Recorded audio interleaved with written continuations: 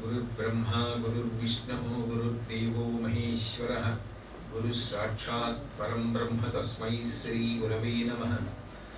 व्यासाय विष्णुरूपाय व्यासरूपाय विष्णवे नमो वै ब्रह्मनिधये वासिष्ठाय नमो नमः। पूजन्तं राम रामीति मधुरं मधुराक्षरम् आरुह्य कविताशाखां वन्दे वाल्मीकिकोकिलम्। श्रुतिस्मृतिपुराणानाम् आलयं करुणालयं नमामि भगवत्पादशङ्करं लोकशङ्करम्। वागर्धाविव सम्पृक्तौ वागर्धप्रतिपत्तये जगतः पितरौ वन्दे पार्वती परमेश्वरौ। सूक्तिं समग्रयतु न स्वयमेव लक्ष्मीः श्रीरङ्गराजमहिषी मधुरैकटाक्षैः। वैदग्ध्यवर्णगुणकुम्भनगौरवैर्यां कण्डूलकर्णकुहराः कवयोधयन्ति। हैमोर्ध्वपुण्ड्रमजहन्मकुटं सुनासं मन्दस्मितं मकरकुण्डलचारुगण्डं बिम्बाधरं बहुलदीर्घकृपाकटाक्षं श्रीवेङ्कटेशमुखमात्मनिसन्निधत्ताम्। विमलपटी कमलकुटी पुस्तकरुद्राक्षसस्तहस्तपुटी कामाक्षी पक्ष्मलाक्षी कलितविपञ्ची विभासि वैरिञ्ची।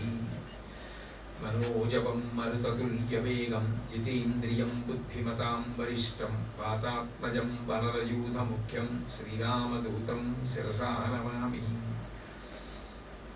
आपदामपहर्तारं दातारं सर्वसम्पदां लोकाभिरामं श्रीरामं भूयो भूयो नमाम्यहम्। జడలు వీడి బాలచంద్రుడి విడనాడి గౌరి వీడి మరియు గంగ వీడి భూమిని వెలసినట్టి భవుడవు నీ వంతు చంద్రశేఖరేంద్ర సంయమీంద్ర. శ్రీగురుభ్యో నమః. నిన్నటి శ్లోకంలో మంగళదాయిని కామాక్షి అంటూ ప్రథమ చరణం పూర్తి చేసి ప్రథమ పాదం పూర్తి చేసి మిగిలిన అన్ని శ్లోకాలలోనూ కూడా రెండో పాదం ఏదైతే ఉందో దాంతో గురుగుహ జనని గురు కళ్యాణం పుణ్యర జనని కామాక్షి అంటూ పూర్తి చేశారు. ఇవాళ శ్లోకాన్ని ప్రారంభం చేస్తూ హిమగిరి తనయే అని మొదలుపెట్టారు. హిమగిరి తనయే అంటే హిమవంతుని యొక్క కుమార్తె అయినదానా అని. అయితే అట్లా పిలిచినప్పుడు అమ్మవారు హిమవంతునికి ఒకనాడు కుమార్తెగా వచ్చింది కాబట్టి ఆవిడికి కూడా ఒక జన్మ ఉందని, ఆవిడ కూడా అందరిలాగే జన్మని పొందిందని భావించడానికి వీలు లేదు. ఆమె పూర్వజ ఎప్పుడు ఉంది, ఈ సృష్టి ఎప్పుడుందో దానికన్నా ముందు ఆమె ఉన్నది. మరి అటువంటప్పుడు ఆవిడ హిమగిరికి తనయగా రావడానికి కారణం అంటే ఒకప్పుడు ఉన్నదే అవతార పరిసమాప్త చేసి హిమగిరి తనయగా రావడానికి కారణం కేవలం ఆవిడ యొక్క పాతివ్రత్యం. ఆమె లోకంలో ఏదైనా భరిస్తుంది. కన్న తల్లిగా సమస్త జీవుల యొక్క దోషములను భరించగలదు, పాపములను భరించగలదు, కారుణ్యము చేత సహించగలదు, వహించగలదు, క్షమించగలదు. కానీ ఆమె భరించలేనిది ఏది అంటే ఆమె భర్తని దూషిస్తే, నింద చేస్తే మాత్రం ఆమె భరించదు. అది ఆమె యొక్క సౌశీల్యం, ఆమె యొక్క పాతివ్రత్యం. ఆమె భర్తని నిరాకరించిన, నిరసించిన, తక్కువ చేసిన, ఆయనను నింద చేసిన ఆమె దానికి వచ్చే ఫలితం ఏమిటో అవతార పరిసమాప్తి చేస్తూ చెప్పింది. ఒకప్పుడు దాక్షాయణిగా వచ్చింది, దక్షిణి యొక్క కుమార్తెగా వచ్చింది కాబట్టి దాక్షాయణి అని పిలువబడింది. ఇది నేను చేసుకున్న పూర్వపుణ్యం, నేను చేసిన తపస్సు. అందుకని అమ్మవారు నాకు కూతురుగా వచ్చింది తప్ప నిజానికి ఆవిడికి జన్మన్న మాట లేదు. నన్ను అనుగ్రహించింది, అందుకని నా పేరు పెట్టుకుందన్న విషయాన్ని దక్షుడు మరిచిపోయాడు. అతిశయానికి లోనైపోయి బాంధవ్యాల్ని దృష్టిలో పెట్టుకుని ఎంతసేపు శివుడు నా అల్లుడు అనుకున్నాడు. అనుకుని అల్లుడు కాబట్టి తనకన్నా చిన్నవాడు, తక్కువ వాడనేటటువంటి అభిప్రాయాన్ని పెంచుకుని చివరికి శివుడికి యాగంలో హవిస్సులు లేని యజ్ఞాన్ని మొదలుపెట్టాడు. దానికి అమ్మవారు వెళ్ళడం, ఆయన పార్వతీదేవిని అంటే దాక్షాయణిని కూడా అవమానించడం. ఆమె చిట్ట చివర ఒక మాట అంది యోగాగ్ని యందు ప్రవేశిస్తూ, భవో నహోద్వేష్టి శివం శివేతరః అని. శివుణ్ణి ఎవరైతే నింద చేస్తాడో వాడికి ఇక శివం అంటే శుభములు కలిగే అవకాశం లేదు. నువ్వు యజ్ఞాన్ని మొదలుపెట్టావు. యజ్ఞము నిజానికి 3 విధములైన ప్రయోజనాన్ని ఆకాంక్షించి చెయ్యవచ్చు. వ్యక్తిగత ప్రయోజనం కోసం చేయవచ్చు. ఒకప్పుడు దశరథ మహారాజు గారు సంతానం లేకపోతే అశ్వమేధం పుత్రకామేష్టి చేసి సంతానాన్ని పొందాడు. అట్లా కాకుండా లోక సంక్షేమం కోసం వానలు కురవాలి అన్న ఉద్దేశ్యంతో యజ్ఞం చేయవచ్చు. మఖము చేయ వజ్రిమెలి సంతసించును వజ్రి సంతసింప వానకురి వానకురిసి గసము వసుమతిపై పెరగు కసము మీసి ధీను గణము బ్రతుకు అంటారు భాగవతం. యజ్ఞం చేస్తే దేవతలు సంతోషిస్తారు. దేవతలు సంతోషిస్తే వర్షం పడుతుంది. వర్షం పడితే పాడి పంట ఉంటే మనం సుఖంగా ఉంటాం. మనం సుఖంగా ఉంటే మళ్ళీ యజ్ఞం చేస్తాం. మళ్ళీ యజ్ఞం చేస్తే మళ్ళీ హవిస్సు దేవతలకు పెడతాం. యథార్థానికి ఈ మనం సంతోషంగా ఉండడం, దేవతలకి పెడుతూ ఉండడం ఒకటే కాదు. ఆ ధర్మచక్రంలో సృష్టి స్థితిలయలు కూడా ఆధారపడి ఉన్నాయి. అన్నాత్ భవంతి భూతాని పర్జన్యాత్ అన్న సంభవ యజ్ఞాత్ భవతి పర్జన్యో యజ్ఞ కర్మ సముద్భవం ఏవం ప్రవర్తితం చక్రం నానువర్తయతి హయః అఘాయురింద్రియారామో మోహం పార్థ సజీవతి అంటాడు గీతాచార్యుడు. అన్నాత్ భవంతి భూతాని, అన్నము తింటే అన్నసారము పురుషుని యందు తేజస్సుగా వీర్యముగా, స్త్రీ యందు శోణితముగా మారితే శుక్రశోణితములు కలిస్తే సృష్టి జరుగుతోంది. మళ్ళీ వచ్చినటువంటి ప్రాణికి అన్నసారమైనటువంటి పాలు పడితే అది పెరిగి పెద్దదవుతోంది. అన్నం తిని పెరుగుతోంది. అన్నము వలననే లయమైపోతుంది. ఏది తినకూడదో అది తిని రోగగ్రస్తమై పడిపోతుంది. లేక అన్నము తినని కారణం చేత పడిపోతుంది. కాబట్టి అన్నము ప్రధానము. ఆ అన్నం ఎక్కడి నుంచి వస్తోంది అంటే అన్నాద్భవంతు భూతాని పర్జన్యాత్ అన్న సంభవ. వర్షం పడితే పంట పండుతుంది. వర్షం ఎందుకు పడుతుంది? యజ్ఞయాగాది క్రతువులు చేస్తే పిడుగులు లేని వర్షం పడుతుంది. ఆ వర్షం పడితే ఈ పంట పండితే మనం మళ్ళీ యజ్ఞం చేస్తే దేవతలు హవిస్సుతిని సంతోషించి వర్షాన్ని కురిపిస్తే మనం అన్నం తింటే సృష్టి జరిగితే స్థితి జరిగితే లయ జరిగితే ఈ చక్రం అంతా నడుస్తోంది.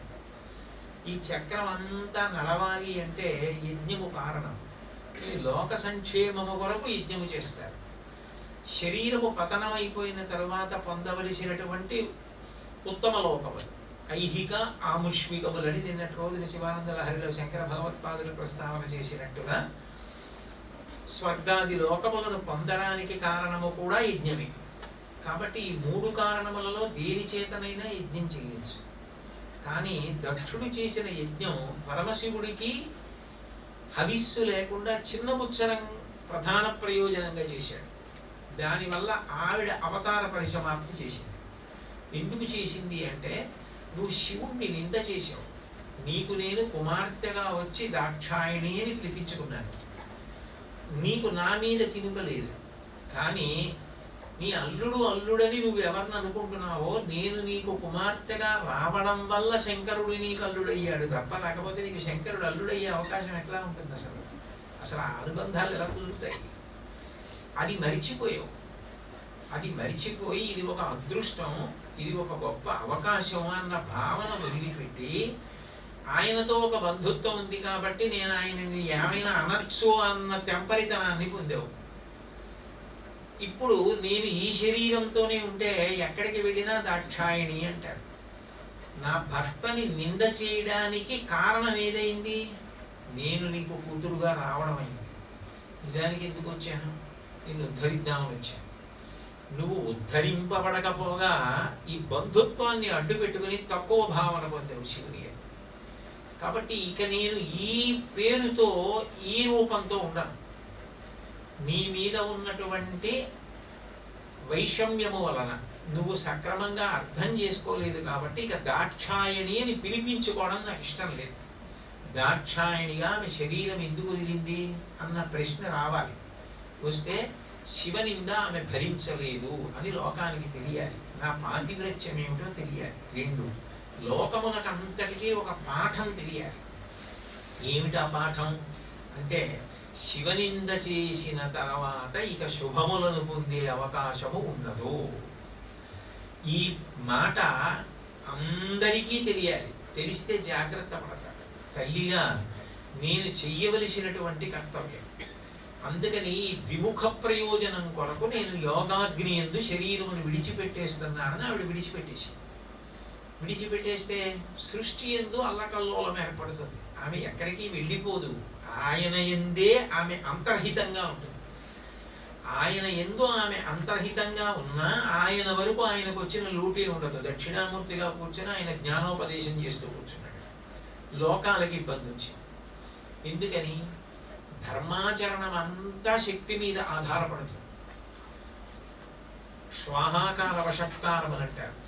యజ్ఞయాగాది క్రతువులు కానీ నియతి కాలమునందు చేయవలసిన కర్మలు, ఏదో ప్రాతకాలంలో చేయవలసిన సంధ్యావందనం, పూజ, యజ్ఞం, యాగం, స్వాధ్యాయం, ఇవన్నీ చెయ్యాలి అంటే శక్తి ఉండాలి.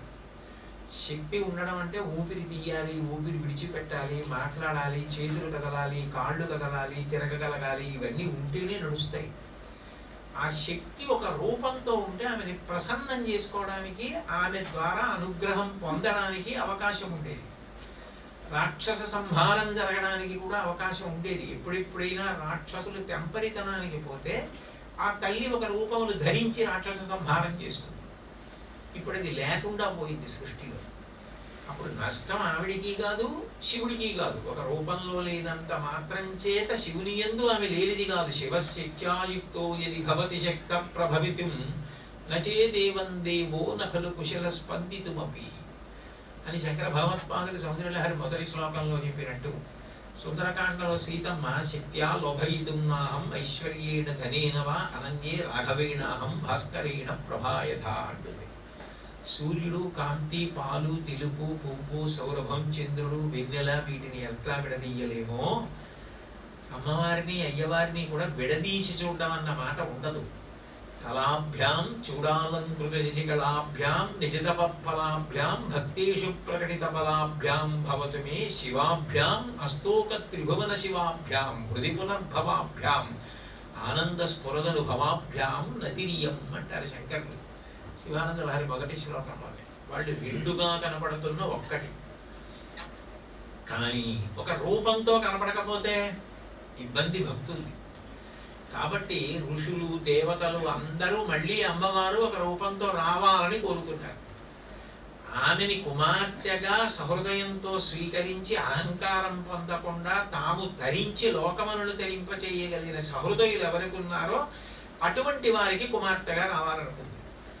అందుకని హిమవంతుడు, మేనకాదేవి అటువంటి భావనతో ఉన్నవారు కనుక హిమవంతుడికి దర్శనమిచ్చింది అడగకుండా. మీరు పోతన గారు చేసిన వీరభద్ర విజయం చదివితే అమ్మవారుగా తరుణీస్వరూపంగా, అంటే యుక్త వయస్సులో ఉన్నటువంటి స్త్రీగా హిమవత్ పర్వత ప్రాంతంలో దర్శనమిచ్చింది. ఆయన ఆశ్చర్యపోయాడు అమ్మవారిని చూసి. ఆశ్చర్యపోయి, నువ్వు పార్వతీదేవి అని నేను అనుకుంటున్నాను, పరమేశ్వరుడు ఇల్లాలి అనుకుంటున్నాను, అమ్మా నువ్వు ఇక్కడ ఎందుకున్నావు అని అడిగాడు. అడిగితే నీకు కూతురుగా రావాలని ఇలా ఉన్నాను. నిజమా? నువ్వు అమ్మవారివి, నాకు కూతురుగా వస్తావా? ఏది నీ విభూతి చూపించన్నాడు. ఆమె తన యొక్క విభూతిని ప్రకటనం చేసింది. సర్వత్రా ఎట్లా వ్యాపించి ఉంటుందో, ఎన్ని రూపాలతో ఉంటుందో పొంగిపోయాడు అసలు హిమవంతుడు. అంటే హిమగిరి తనయే అన్న మాట వెనక ఉన్నది ఏది అంటే ఆమె పాతివ్రత్యం. శివనామము, శివపూజ, శివభక్తి, వైభవం.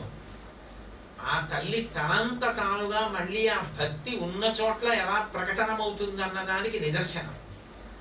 చల్లని చోట పుట్టింది కాబట్టి ఆ చల్లనితనం ఆమెకి తండ్రి గారి లక్షణంగా వచ్చేసింది. ఇప్పుడు ఆవిడ నేను నీకు కుమార్తెనవుతున్నాను తీసుకెళ్ళాను అని ఒక చిన్న బాలాస్వరూపాన్ని పొందింది. పొంగిపోయాడు హిమవంతుడు. అంటే ఎక్కడ ప్రారంభమైందంటే దాన్ని సక్రమంగా అర్థం చేసుకొని సద్వినియోగం చేసుకొని తాను తరించి 10 మందిని తరింప చేయడానికి ఎవరికి పరిణతి ఉన్నదో అక్కడ ఆమె మళ్ళీ ప్రభవించింది. అంటే దానివల్ల ఏమర్థం అవుతుంది అంటే నిజానికి అమ్మవారు ఎంతమందికైనా కుమార్తెగా వస్తుంది. దానికి ఏం అభ్యంతరం లేదు. ఇంకా నిక్కచ్చిగా మాట్లాడితే ఎవరింట ఆడపిల్ల ఉన్నా ఆ ఆడపిల్ల సాక్షాత్ పరదేవతా స్వరూపిణి, అందులో అనుమానం ఏం లేదు. ఆమె అందుకే ఎక్కడ పుట్టినా ఆడపిల్ల భర్త గారిని వెతుక్కుంటూ వెళ్ళిపోతే మళ్ళీ పుట్టింటికి వచ్చి ఓ వారం రోజులు ఉండమంటే అమ్మో ఆయనకి ఎలా పిల్లలకి ఎలా అంటుంది. తను ఎక్కడ పుట్టిందో అక్కడికి వచ్చి ఓ వారం ఉండడం అంత కష్టమైపోతుంది. ఆయనతో అత్తారింటితో జీవితాంతం గడిపేస్తుంది. అది పుట్టుకతో వచ్చింది. అది ఎవరిది అంటే అమ్మవారిది. అందుకని ఆమె బాలాస్వరూపిణిగా వస్తే పొంగిపోయాడు. అమ్మా, ఈ స్త్రీ తత్వం ఏదైతే ఉందో అది నీ యందు మూర్తి భవించింది, నీ నుండే ఆ లక్షణం ప్రసరించింది. నువ్వు సహజంగా లోకములకు తల్లివి తప్ప నువ్వు ఎవరికీ కూతురు కాదు. అందరికీ నువ్వు తల్లి అవుతావు అంతే. కానీ చిత్రం ఏంటంటే ఇవాళ నేను నీకు తండ్రిని అవుతున్నాను. ఇది నా ప్రయత్నం కాదు, నా శక్తి కాదు, నీ అనుగ్రహం. అంటే అమ్మవారు అనుగ్రహించాలి అని అనుకుంది అనుకోండి, ఎంత స్థాయిని ఇచ్చేస్తుంది అంటే మీరు నాన్నగారు నేను కుమార్తెని అని ఆయన చెప్పిన మాట వినడానికి కూతురుగా ఆమె సిద్ధపడుతుంది. అంటే ఏమమ్మా అల్లరి చేస్తావు అని అనగలడు, చూపుడు వేలు చూపించగలడు, గడ్డం పట్టుకుని అన్నం తినమ్మా అని బతిమాలగలడు, ఈమె నా కుమార్తె అని 10 మందికి చెప్పగలడు. అందరూ నమస్కారం చేసేటటువంటి తల్లి ఆయనకి నమస్కరించగలదు మా నాన్నగారు. అంటే లోకంలో అసలు ఊహక అందని వైభవాన్ని కూడా ఆమె ఇచ్చేయగలదు భక్తి చేత. అంటే ఆమె దయకు హద్దు లేదు. ఆమెకి దయ కలిగితే, ఆమె ప్రసన్నురాలైతే ఆమె ఏమి చేస్తుంది అన్నది చెప్పడం ఎవరికీ సాధ్యం కాదు. అంత గొప్పగా ఆమె అనుగ్రహించగలదని చెప్పడానికి హిమగిరి తనయే అన్న సంబోధన అంత గొప్పది. అయితే ఆమె అనుగ్రహించినప్పుడు పొందేటటువంటి ఆనందం అట్లా ఇట్లా ఉండదు. అందుకే ఆమె ప్రభవించినప్పుడు హిమవంతుడు ఎంత సంతోషించాడో లోకాలన్నీ అంత సంతోషించాయి. ఋషులకు తెలియకుండా ఉండదు కదా, వాళ్ళు తెలుసుకుంటారు సమాధి స్థితిలో. ఓ అమ్మవారు మళ్ళీ ప్రభవించింది, హిమవంతునికి కుమార్తెగా వచ్చింది. పైగా ఇప్పుడు హిమవంతునికి కుమార్తెగా రావడం వల్ల తారకాసుర సంహారం జరుగుతుంది.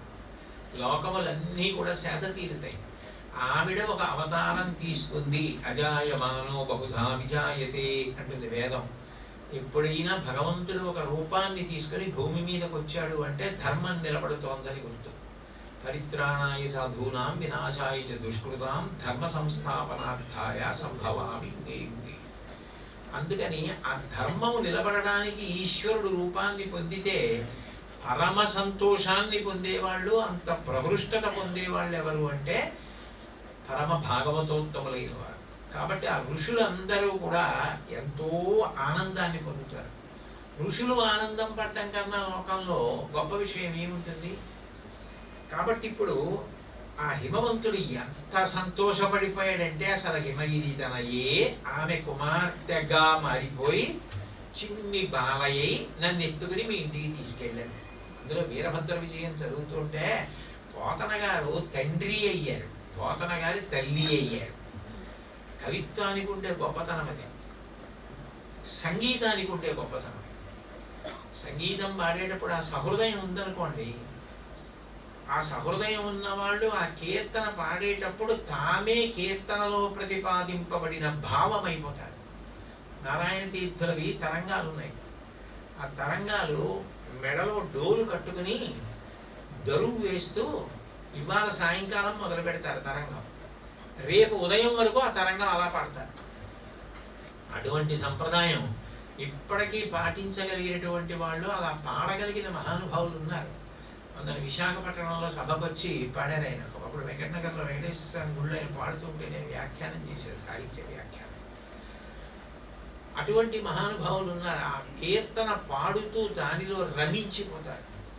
అట్లాగే కవి సాహిత్య రచన చేస్తూ తానే హిమవంతుడైపోతాడు, తానే మేనకాదేవి అయిపోతాడు. అంటే అట్లా ఎవరు మారిపోగలరో వారి పద్యాలు మనం చదివామనుకోండి, వారి శ్లోకాలు చదివామనుకోండి, నిజంగా హిమగిరి తనయే అని అట్లా వచ్చినప్పుడు ఆ హిమవంతుడు ఎంత ఆనందపడిపోయి ఉంటాడు. ఇలా కూడా రాగలరా, ఇంత విరాట్ స్వరూపం చూపించి ఇంత చిన్న బావ అయిపోయి మళ్ళీ హిమవంతుడితోటి ఎత్తుకుంటే తీసుకెళ్ళిపోయే చిన్నపిల్లగా వెళ్ళిపోయిందా? అప్పుడు ఆ హిమవంతుడు అసలు ఎత్తుకుని హిమవత్ పర్వతం మీద నడుస్తూ తన అంతఃపురానికి తీసుకెళ్లి మేనకాదేవికి ఇవ్వాలనుకున్నప్పుడు ఎంత పొంగిపోయి ఉంటాడు. ఆ పొంగు పద్యంలో ఒదగాలంటే ఎంత శక్తి ఉండాలి, ఎంత పరకాయ ప్రవేశం చేయగలగాలి. ఏమని రాస్తాం పద్యం ఆ పొంగుకి? ఒక సందర్భం అయితే ఆయన ఇక్కడికి వచ్చాడు, ఈయన ఇక్కడికి వెళ్ళాడు, ఆయన ఈ మాట అన్నాడు, ఈయన ఈ మాట అన్నాడు అంటే దాన్ని ఏదో పద్యం కింద రాస్తారేమో. ఒక వ్యక్తి పొందినటువంటి గొప్ప పొంగు, గొప్ప ఆనందం తాను అనుభవించి భాషలో వ్యక్తం చేయాలి. అంటే పరకాయ ప్రవేశం చేస్తే అది సాధ్యం. తల్లిగానూ చెయ్యాలి, తండ్రిగానూ చెయ్యాలి. అది ఎవరికి సాధ్యమవుతుంది? పరమ భాగవతోత్తముడైనటువంటి కవి మాత్రమే చెయ్యగలడు తప్ప కేవలం భాష మీద ప్రభుత్వం ఉన్న అందరూ చేసే రచనలు కావవి. అందుకే పోతన గారు చెయ్యగలిగారు వీరభద్ర విజయం. అందుకే వ్యక్తిగతంగా నాకు ఈ హిమగిరి తనయే అన్న మాట అనగానే అసలు పోతన గారు హిమవంతుడు, పోతన గారు మేనకాయిపోయిన పద్యాలు ఎంత సంతోషంగా ఉంటాయో. ఆ హిమవంతుడు అంత గొప్ప స్వరూపాన్ని చూశాడు కదా, ఆమె పిల్ల అయింది. అటువంటి తల్లి పాదములకు అంటుకున్నటువంటి ఒక ధూళి కణాన్ని తీసి తల మీద వేసుకోవడానికి ఎంతో తపస్సు నిర్ణయింపబడుతుంది. ఇప్పుడు ఆవిడ ఓ చిన్న గౌని వేసుకుని అక్కడ నిలబడితే ఆ పిల్లని ఎత్తుకున్నాడు.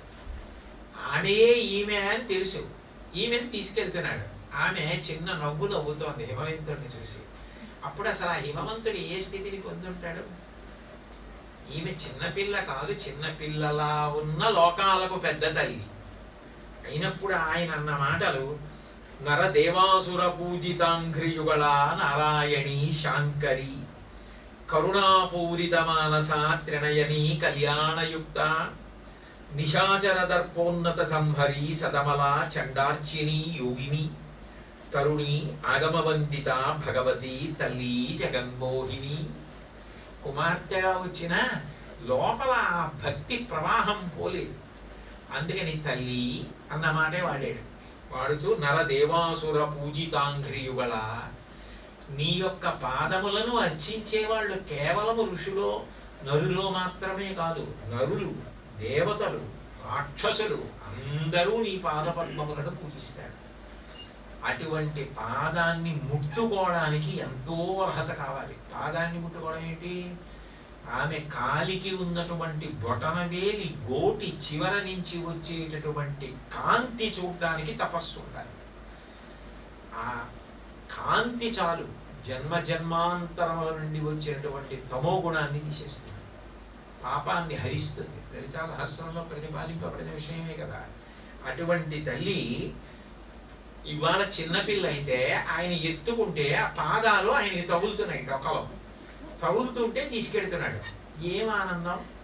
నరదేవాసుర పూజితాంఘ్రియుగళ నారాయణి శాంకరి, సాక్షాత్ శ్రీమన్నారాయణుడికి చెల్లెల, శంకరుని ఇల్లాలా, కరుణాపూరిత మానస. ఇది పద్యానికి అంతటికీ జీవం. ఎంత దయలేకపోతే నువ్వు కూతురు అయిపోయావు నాకు. కరుణాపూరిత మానస త్రినయని. ఇప్పుడు చిన్న పిల్లల 2 కళ్ళతో కనపడుతున్నావు కానీ సూర్య చంద్ర అగ్నిహోత్రములు 3 కందులుగా ఉన్న త్రయంబకే దేవి, 3 కందులున్నదానా, కళ్యాణయుక్త. నువ్వు ఎక్కడుంటే అక్కడ మంగళం, నువ్వు ఎక్కడుంటే అక్కడ శుభం. అంటే హిమవంతుడికి శుభం, లోకాలకి శుభం, శివుడికి శుభం, అందరికీ శుభం. హిమగిరి తనయేగా రావడం కాబట్టి కళ్యాణయుక్త. నిశాచర దర్పోన్నత సంహరి, రాక్షసుల యొక్క అహంకారమును అణిచేటటువంటి దాన. సదమల చండార్చిని యోగిని, ఏ విధమైనటువంటి మాలిన్యము లేనిదాన. ఆణవ మలము, కార్మిక మలము, మాయిక మలము అని 3 ఉంటాయి. అటువంటి మలములు లేనిదాన. చండార్చిని యోగిని, భక్తుల చేత ఆరాధింపబడేదాన, గొప్ప యోగ స్థితిని పొందినదాన. తరుణి, యవ్వన, నిత్యము యవ్వనములో ఉండేదాన్ని, నిత్య యవ్వన అని. మనం అలా ఉందామనుకున్నా ఉండలేము. ఎందుకంటే మనము కాలమునకు వశపడతాం కాబట్టి మన యవ్వనం పోయి వార్ధక్యం వస్తుంది. ఆవిడ అలా కాలమునకు వశపడదు కాబట్టి ఎప్పుడూ యవ్వనంలో. అంటే కాలాతీతురాలా, ఆగమవందిత, వేదముల చేత నమస్కరింపబడేదానా, భగవతి, షడైశ్వర్యయుక్తురాల, తల్లి జగన్మోహిని. ఆనందపడిపోయి ఎత్తుకుని, అసలు నేను జీవితంలో ఇది ఊహించలేదమ్మా ఇలా జరుగుతుందని. ఇది ఇలా జరిగినప్పుడు నా మానసిక స్థితి ఎలా ఉందో చెప్పనా అని తనలో తాను ఉడుక్కుంటూ వెళ్ళిపోతున్నాడు ఆనందపడిపోయి ఆ పిల్లనిత్తుకుని. కడు నిండిపోయిన ఘనతటాకమునకు వారి పురము నిండ వచ్చినట్లు, కనరాక తరిజూచి వనజంబులు బంగ పొలుపొందనర్కుండు ఉడిచినట్లు, కమలహీనంబైన కమలాకరంబులో కమల పుంజంబులు కలిగినట్లు, ఘనతమ పటలంబు కప్పిన మింటిపై తుది చంద్రబింబంబు తోచినట్లు, గిరులలోనొక్క గిరి అయిన నా పేరు వెలయచేసి ఇప్పుడు జలజనయన, నీకు తండ్రినైతి నాకింత చాలదే, ఇది మహాద్భుతంబు ఇందువదన అన్నాడు. అది పోతన గారు నిజంగా ఎట్లా పరకాయ ప్రవేశం చేసేశారో కానీ ఆ హిమవంతుల్లోకి. కడు నిండిపోయిన ఘన తటాకమునకు వారి పూరము నిండ వచ్చినట్లు, పెద్ద చెరువు, ఏ రామప్ప చెరువులాగా వరంగల్లో, అదంతా నీటితో నిండి ఉంటే చెరువుని చూసేటప్పటికీ అంత పెద్ద చెట్టు చూసినా, అంత పెద్ద చెరువు చూసినా ఏదో ప్రాణం లేచి వచ్చినట్టు ఉంటుంది. అబ్బా ఎంత చెరువు అంటారు. ఎండిపోతే అయ్యో చెరువు అంతా ఎండిపోయిందే అంటారు. అలా ఎండిపోయిన చెరువు నిండిపోయేటట్లు అకస్మాత్తుగా వరదొచ్చి నిండిపోయింది అనమాట. అప్పుడు ఆ చెరువు చూసేటప్పటికి నిన్న పొద్దుటికి ఎండిపోయింది, సాయంకాలానికి నిండిపోయి చెరువు ఎలా ఉందో అంటే ఎలా ఉంటుందో అమ్మా నా మనసు అలా ఉంది, నేను ఏం చెప్పను ఇప్పుడు మాటలు. కాబట్టి కడు నిండిపోయిన ఘన తటాకమునకు వారి పూరము నిండ వచ్చినట్లు, తనరాక తరిచూచి వనజంబులు బంగ పొలుపొందనర్కుండు ఉడిచినట్లు, తామర మొగ్గలు రెండు చేతులు పైకెత్తి ముడిచి, సూర్యబింబం వస్తే బాగుండు, కిరణాలు పడితే బాగుండు, మేము విచ్చుకుంటామని కొన్ని కోట్ల మంది రెండు చేతులు ముడిచి ఇలా నమస్కారం చేస్తున్నట్టుగా ఉంటే, ఇలా సూర్యబింబం రాగానే కిరణాలు పడగానే పొంగిపోయి ఇన్ని తామర పూలు, ఇన్ని కోట్ల పద్మాలు ఒక్కసారి వికసిస్తే ఎట్లా ఉంటుందో, నువ్వు నాకు కూతురుగా వస్తున్నాననేటప్పటికీ, నేను ఎత్తుకునేటప్పటికీ నా మనసు అలా అయిపోయింది. కోట్ల తామరలు ఒక సూర్యబింబానికి విచ్చుకున్నట్లు అయిపోయింది. కమలహీనంబైన కమలాకరంబులో కమల పుంజంబులు కలిగినట్లు, పెద్ద పెద్ద తామర తండములు ఉంటాయి. పెద్ద పెద్ద చెరువుల్లో చెరువు కనపడనంత అరవిరిసినటువంటి ఎర్ర తామర పూలు ఉంటాయి. అవి మామూలు పూలు, పెద్ద పెద్ద పువ్వులు. మంథనిలో లక్ష్మీదేవి గుడి వెనకాతల చెరువులో ఉంటాయి. కామవరం చెరువులు చూశాను, పెద్ద పెద్ద ఎర్ర తామర పూలు. అవి అకస్మాత్తుగా అంతరించిపోయాయి అన్నమాట. ముందు ఏం అడుగుతారంటే ఆ చెరువు దగ్గరికి, అదేంటండి తామర పూలు లేవా ఇప్పుడు ఈ చెరువులో అంటారు. చెరువు ఉన్నా, చెరువులో నీళ్లున్నా, అంత గొప్ప పువ్వులు ఉన్న చెరువు పువ్వులు లేకుండా పోయింది అనుకోండి, అది ఎవరు ఇంకా దాన్ని చూడడానికి ఏదో చిన్నపోయినట్లు అనిపిస్తుంది. అట్లాంటి చోట అకస్మాత్తుగా మళ్ళీ తామర తంపర కింద పుట్టేసి అన్ని పువ్వులు వచ్చేసాయి అనుకోండి, అబ్బా మళ్ళీ భలే పూసిందండి, చెరువు అంతా తామర పూలతో నిండిపోయింది. తామర పూలు ఉంటే తుమ్మెదలు ఉంటాయి, ఝంకారాలు ఉంటాయి, ఎంత బాగుందో అన్నట్టుగా ఉంది. ఘనతమప్పటలంబు కప్పిన మింటిపై తుది చంద్రబింబంబు తోచినట్లు. మంచి పౌర్ణమి, శరత్కాలం, కార్తీక మాసం పౌర్ణమి, పరిణతి చంద్రుడు కనపడతాడు అనుకుంటే నల్లటి మబ్బులు వచ్చాయి అకాలంగా. రాకూడదు కదా శరత్కాలంలో, కాబట్టి చంద్రబింబం కనపడలేదు, చీకటిగా. అయ్యో చంద్రుడు కనపడలేదే, చంద్రుడు కనపడలేదే, చంద్రుడు కనపడలేదే అని కొట్టుకుంటున్నాడు. చీకట్లో మబ్బు కమ్మిందని కానీ, ఆ మబ్బు ఉందని కానీ, వెళ్ళిందని కానీ ఎలా తెలుస్తుంది? అకస్మాత్తుగా నల్లమబ్బిట పోయింది. పూర్ణ చంద్రబింబం రాకాచంద్ర సమాన కాంతి వదన నాకాధి రాజస్తుత అన్నట్టుగా పూర్ణ చంద్రబింబం పరిణిత చంద్రుడు కనబడ్డాడు ఆకాశంలో. అదిగో చంద్రుడు వచ్చేసాడని అందరూ బింబాన్ని చూసి ఆనందపడిపోయినట్టుందమ్మా నా మనస్థితి. నేను ఏం చెప్పను నీకు. కాబట్టి గిరులలోనొక్క గిరి అయిన నా పేరు వెలయచేసి ఇప్పుడు జలజనయన. నేను ఎవరినమ్మా? కొండలో కొండని. అలాంటిది ఇప్పుడు నా పేరు మార్మోగిపోతుంది. యుగాలు మారిపోయినా ఆయన కూతురు అమ్మవారని చెప్తారు. నీకు తండ్రినైతి నాకింత చాలదే, ఇది మహాద్భుతంబు ఇందువలన. అదేమిటమ్మా, లోకాల్ని కన్న తల్లివి నువ్వు, ఇన్నాళ్ళు నాకు తల్లివి, ఇప్పుడు నువ్వు నాకు కూతురివి, ఇది అద్భుతం కాదు? ఇది ఎవరైనా సాధిద్దాం అంటే సాధించేదా? నువ్వు అనుగ్రహిస్తే జరిగేది. ఎంత గొప్ప విషయమమ్మా. ఏ నీకు తొల్లి కొడుకను మానుగా నాకిప్పుడు నీవు మహి కూతురవై, మానిని పుట్టితివిప్పుడు భూనుతముగా నాకు నింటి పుణ్యము కలదే. అమ్మా, నేను ఎన్ని జన్మలెత్తినా ఎప్పుడు నీ కొడుకునే. కానీ ఈ జన్మలో ఆశ్చర్యం ఏంటంటే నువ్వు నా కూతురివి, నేను నీకు తండ్రిని. అమ్మా, ఏ జన్మలో ఎంత పుణ్యం చేస్తే ఈ జన్మలో ఇట్లా అవుతుందమ్మా? అసలు ఏం జరిగిందంటావు? దీనికి నువ్వు నాకు కూతురు అయిపోయావు? అసలు ఈ ఆనందం లోపల ఎలా ఇముడుతుంది? ఈ భావాలు ఆయన నిండిపోయి ఉన్నాడు. ఆ నిండిపోయి ఉండి పిల్లని ఎత్తుకుని వెడుతున్నాడు కదా. ఆ పిల్ల ఎత్తుకుని వెడుతున్నప్పుడు తండ్రి మెడ చెట్టు చేయేసి చిన్నపిల్ల నాన్నగారు ఎత్తుకు తీసుకెళ్తున్నప్పుడు చిన్నపిల్ల ఎలా నాన్నగారితో చెవిలో ఊసులాడుతూ వస్తూ ఉంటుందో అలా వస్తుంది చక్కగా. ఆయన చెప్పిన మాటలు, ఆయన పరవశం వింటూ ఆవిడ కూడా పొంగిపోతుంది. యోగ్యుడైన వాడికి కూతురుగా వచ్చాడు. వచ్చేసింది అంతఃపురం. ఎదురుకుండా మేనకాదే వచ్చింది. ఈ చంటి పిల్ల ఎవరు? అబ్బా, ఇంత బాగుంది పిల్ల అంటుంది.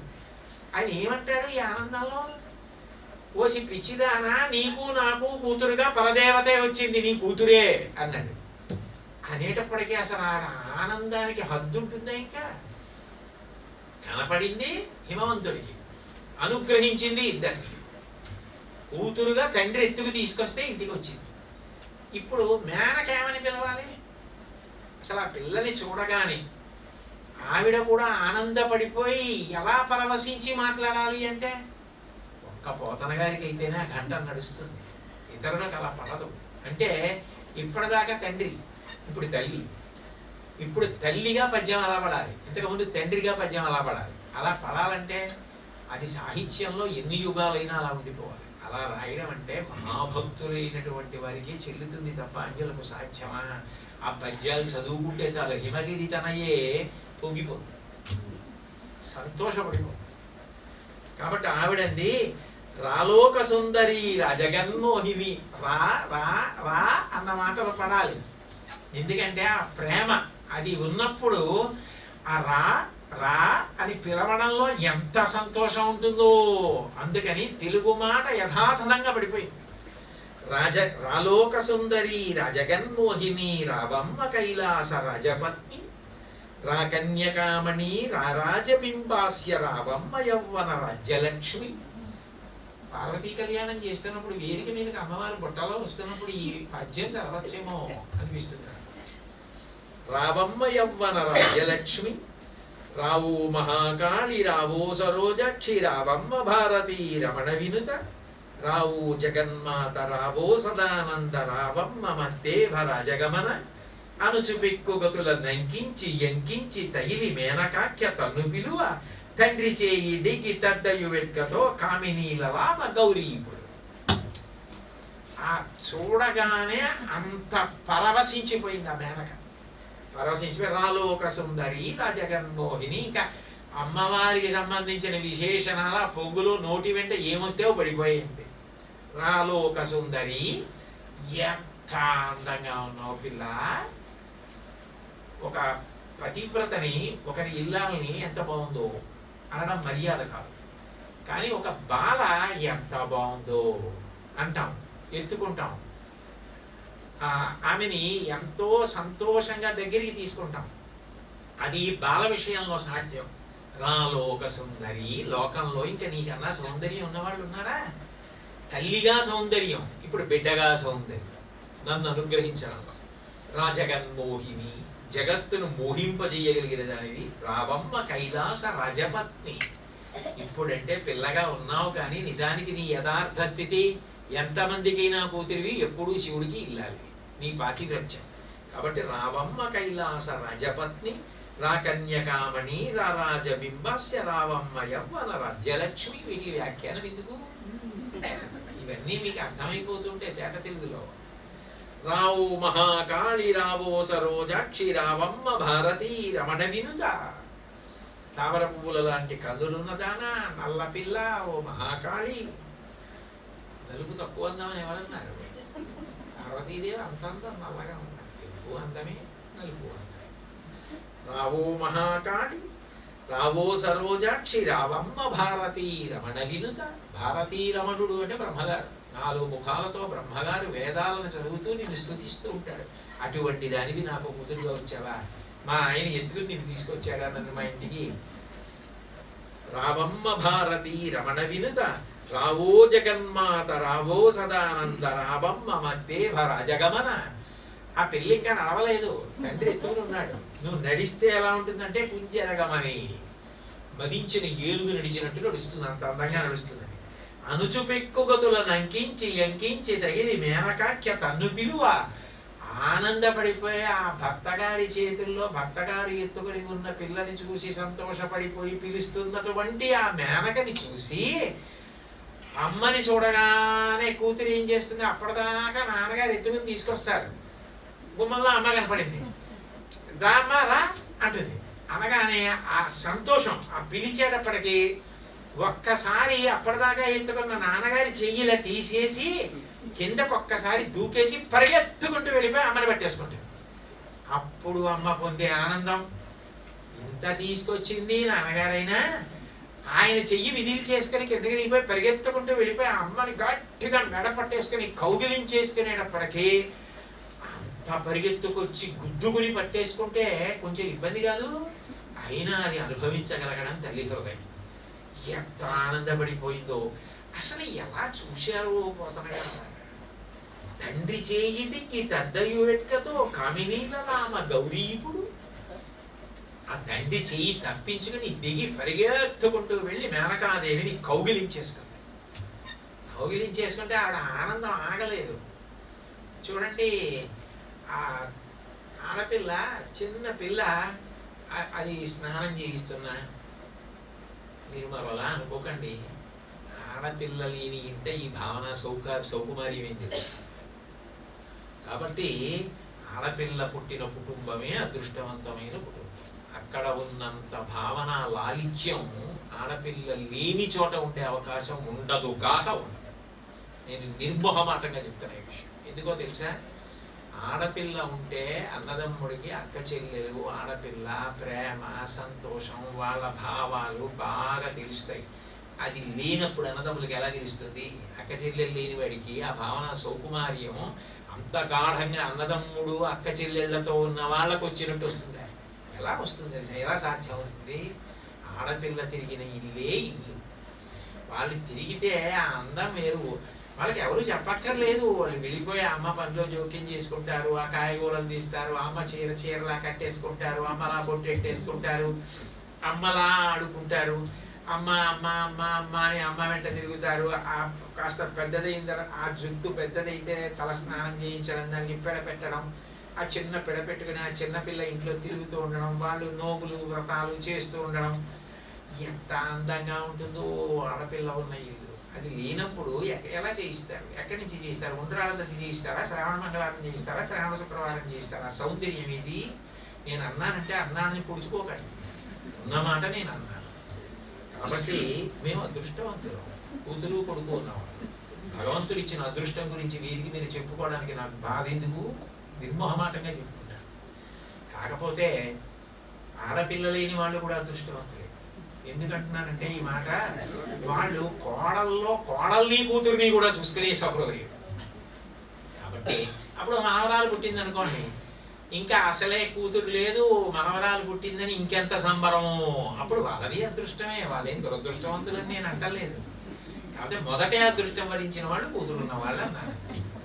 కాబట్టి ఇంత సంతోషపడిపోయి కమనీయ మోహనాకార భారతి వచ్చే దయతోడననుగన్న తల్లి వచ్చే, చాతుర్య గాంభీర్య జగతి కన్య వచ్చే, లాలిత సంపద లక్ష్మి వచ్చే, భూరి లోకైక విభూతి ధారుని వచ్చే, మంగళ పావన గంగ వచ్చే, తెరగొప్ప దేవాది దేవవల్లభ వచ్చే, మానితంబగు మహామాయ వచ్చే, తల్లి వచ్చెను నన్నేలు తల్లి వచ్చే, బాల వచ్చెను ప్రౌఢైక బాల వచ్చే, అబల కరుణింప నీతించ నలుచు దిగిచి కౌగిలించను మేనక గౌరీ చూచి.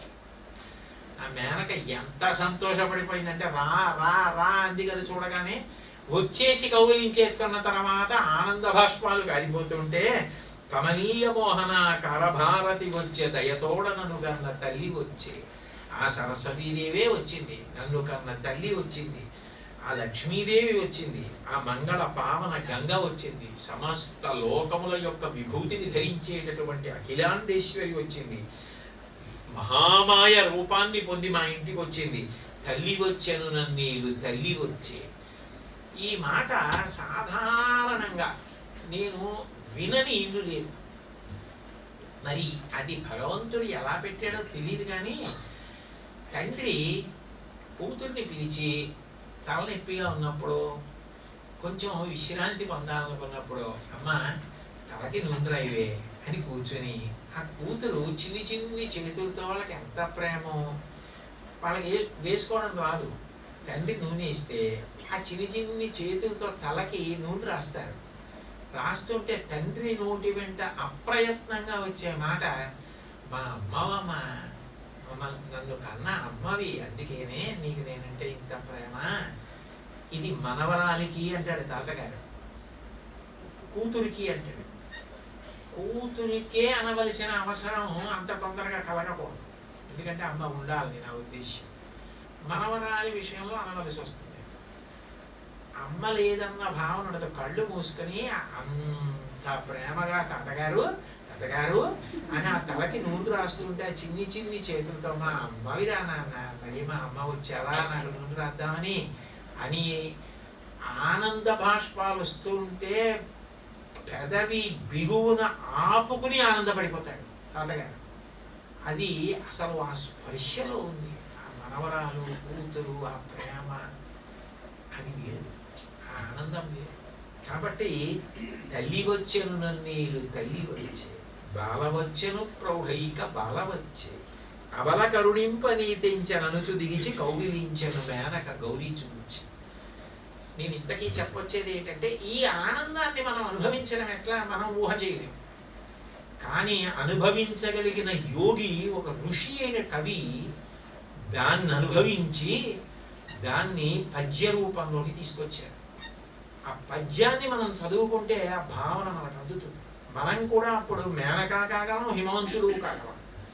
అప్పుడు హిమగిరి తనయే అన్నప్పుడు ఆ భావనలో లేశమాత్రం కదిలిన మీరు హిమవంతుడు అయిపోయారు, మీరు మేనకైపోయారు. అందులో ఆడవాళ్లే మేనకవ్వాలని లేదు, మగవాడు కూడా మేనకైపోతాడు, మగవాడు కూడా హిమవంతుడైపోతాడు. చదువుతున్న వాడిని హిమవంతుడిగా మేనకగా మార్చి మనకే అమ్మవారు కూతురైపోయింది అన్న భావన ఒక్క క్షణం కలిగిందనుకోండి, ఆ భావన కలిగితే ఆ తల్లి దాన్ని వదిలిపెడుతుందా, దాన్ని ఊరకనే వదులుతుందా, ఎంత అనుగ్రహించి తీరుతుంది. హిమవంతుడిని ఎంత అనుగ్రహించిందో అంత అనుగ్రహిస్తుంది. ఒక గురువు గొప్పతనం ఎక్కడ ఉంటుంది అంటే, ఏ ఉత్తమ భావన చదివిన వాడికి కలిగిన కారణం చేత వాడు పరదేవత చేత అనుగ్రహింపబడతాడో, అటువంటి ఉత్తమ భావన కలగడానికి అవకాశం ఉన్న మాట అంత తేలికైన దాన్ని ప్రార్థన యందు ప్రయోగించగలగాలి. ప్రయోగిస్తున్న వారు ఎవరు?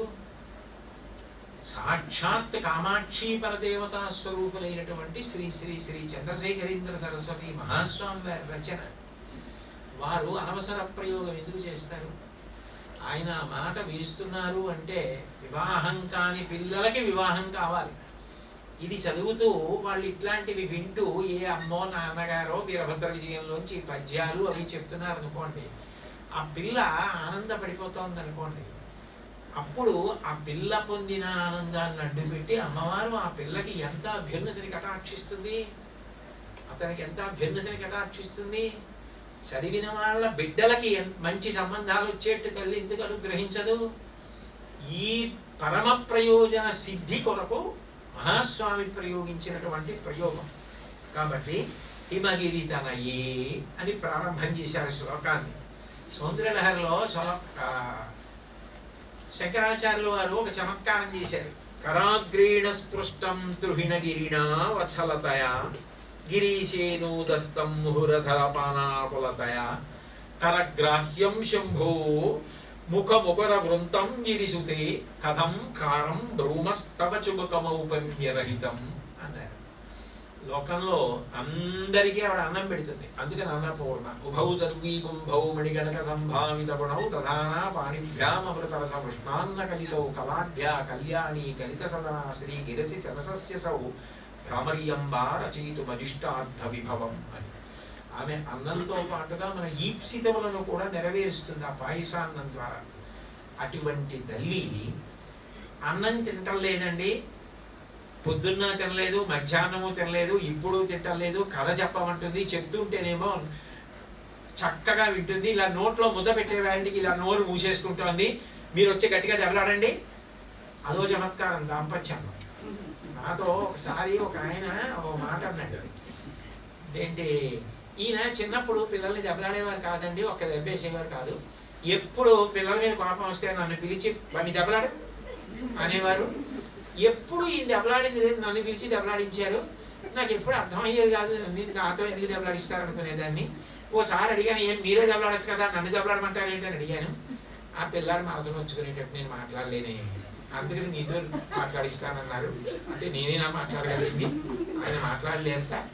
అంటే భావనా సౌకుమార్యం, బిడ్డల యందు ఉన్నటువంటి విశేషమైన ప్రేమ అలా ఉంటుంది. అందుకని అమ్మ కొట్టలేక తిట్టలేక భర్తని పిలిచి మీరు దెబ్బలాడండి అంటే, దెబ్బలాడదామని వచ్చిన హిమవంతుడు ఆవిడ ముఖం చూసి దెబ్బలాడటమే. కృష్ణుడిని కొట్టేస్తానన్న యశోద కొట్టలేక కట్టేసినట్టు, దెబ్బలాడదామని అన్నం తినమని గట్టిగా చెప్దామని వచ్చిన హిమవంతుడు అది చెప్పడం మానేసి అందరూ వెళ్ళి ఎవరి దగ్గర అమ్మ అన్నం పెట్టమ్మా అని చేయి జాపుతారో ఆ అన్నపూర్ణ గడ్డం పట్టుకుని అమ్మ అన్నం తినమ్మా, నా బంగారు తల్లి కదూ పోతినమ్మా అని హిమవంతుడు బ్రతిమాలాడు.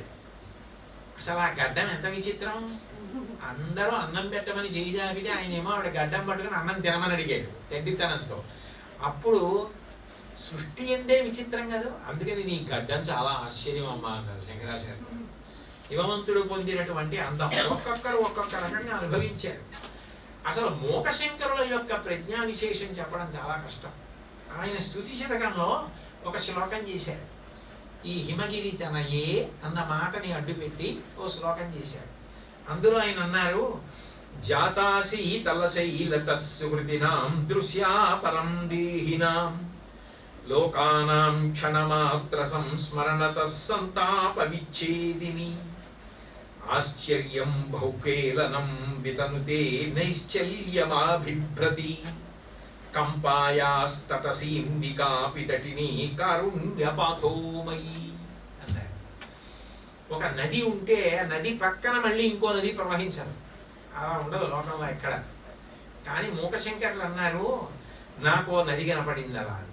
ఎక్కడ కనపడింది అంటే, కాంచీపురంలో మీ అందరూ చూసే నది ఉంటుంది, కంపా నది. ఆ నది ప్రవహిస్తూ ఉంటుంది, దాని పక్కనే ఓ నది కనపడింది. ఈ నది కంపా నది ప్రవహించి వెళుతూ ఉంటుంది, ఆ నది ప్రవహించకుండా ఇలా కూర్చొని ఉంటుంది. అది హిమగిరి తనయే. ఆ నది ఎవరు? హిమగిరి తనయే. హిమగిరి తనయే అంటే గంగా హిమవంతుడి కుమార్తె, పార్వతీదేవి హిమవంతుని కుమార్తె. మీరు గంగ అనుకుంటున్నారేమో, గంగ కనపడుతుంది కాదు, కామాక్షి. ఆ పార్వతీదేవి ఉందే, ఆవిడ నది ఎలా ఉంటుందో అట్లాగే ఉంటుంది. నది ప్రవహిస్తుంది, ఈవిడ ప్రవహించదు, అట్లా కూర్చుంటుంది. కానీ బాగా చూడగలిగిన వాళ్ళు, పుణ్యబలం ఉన్న వాళ్ళకి ఈ నది కనబడుతుంది. ఈ నదిలో కూడా ప్రవాహం ఉంది. ఏమిటో తెలుసా ప్రవాహం? కంపాయాస్తటసీమ్నికాపి తటిని కారుణ్యపాథోమయి. ఆమె యొక్క దయా అనేటటువంటి పెద్ద ప్రవాహం, అంత పెద్ద కారుణ్య ప్రవాహం. నీటి ప్రవాహం నది అయితే కంప, దయా ప్రవాహం మూర్తి అయితే కామాక్షి. అక్కడ ప్రవాహం ముందుకెడుతూ ఉంటుంది, ఇక్కడ ప్రవాహం పైకి కనబడకుండా ప్రవహిస్తూనే ప్రవహించనట్లు ఒక మూర్తిలా కూర్చుని ఉంటుంది. అలా కూర్చొని ఉన్నదుందే ఆవిడ జాతాసీతలశైలత సుకృతినాం దృశ్యాపరం దేహినాం. ఆమె కూడా హిమవంతుని యొక్క కుమార్తె. జాతా శీతల శైలత సుకృతినాం దృశ్యాపరం దేహినాం. కాబట్టి హిమగిరి తనయే, హిమవంతుని కుమార్తె అయినటువంటి నదియే. గంగా నదిలాగే ఈవిడ కారుణ్య ప్రవాహం కలిగినటువంటి తల్లి.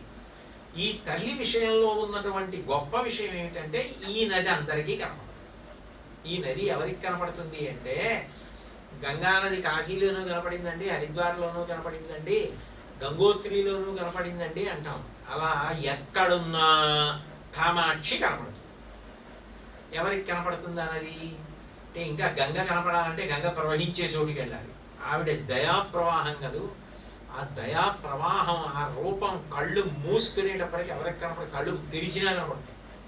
ఎవరికి కనపడుతుంది అంటే, సుకృతినాం దృశ్యా పరం దేహినాం.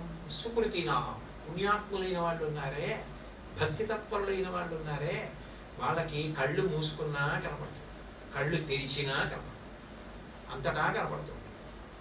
ఇంకా హిమవంతుని యొక్క కుమార్తె అయిన గంగా నది ప్రవహించిన చోటు కడితే కనపడుతుంది.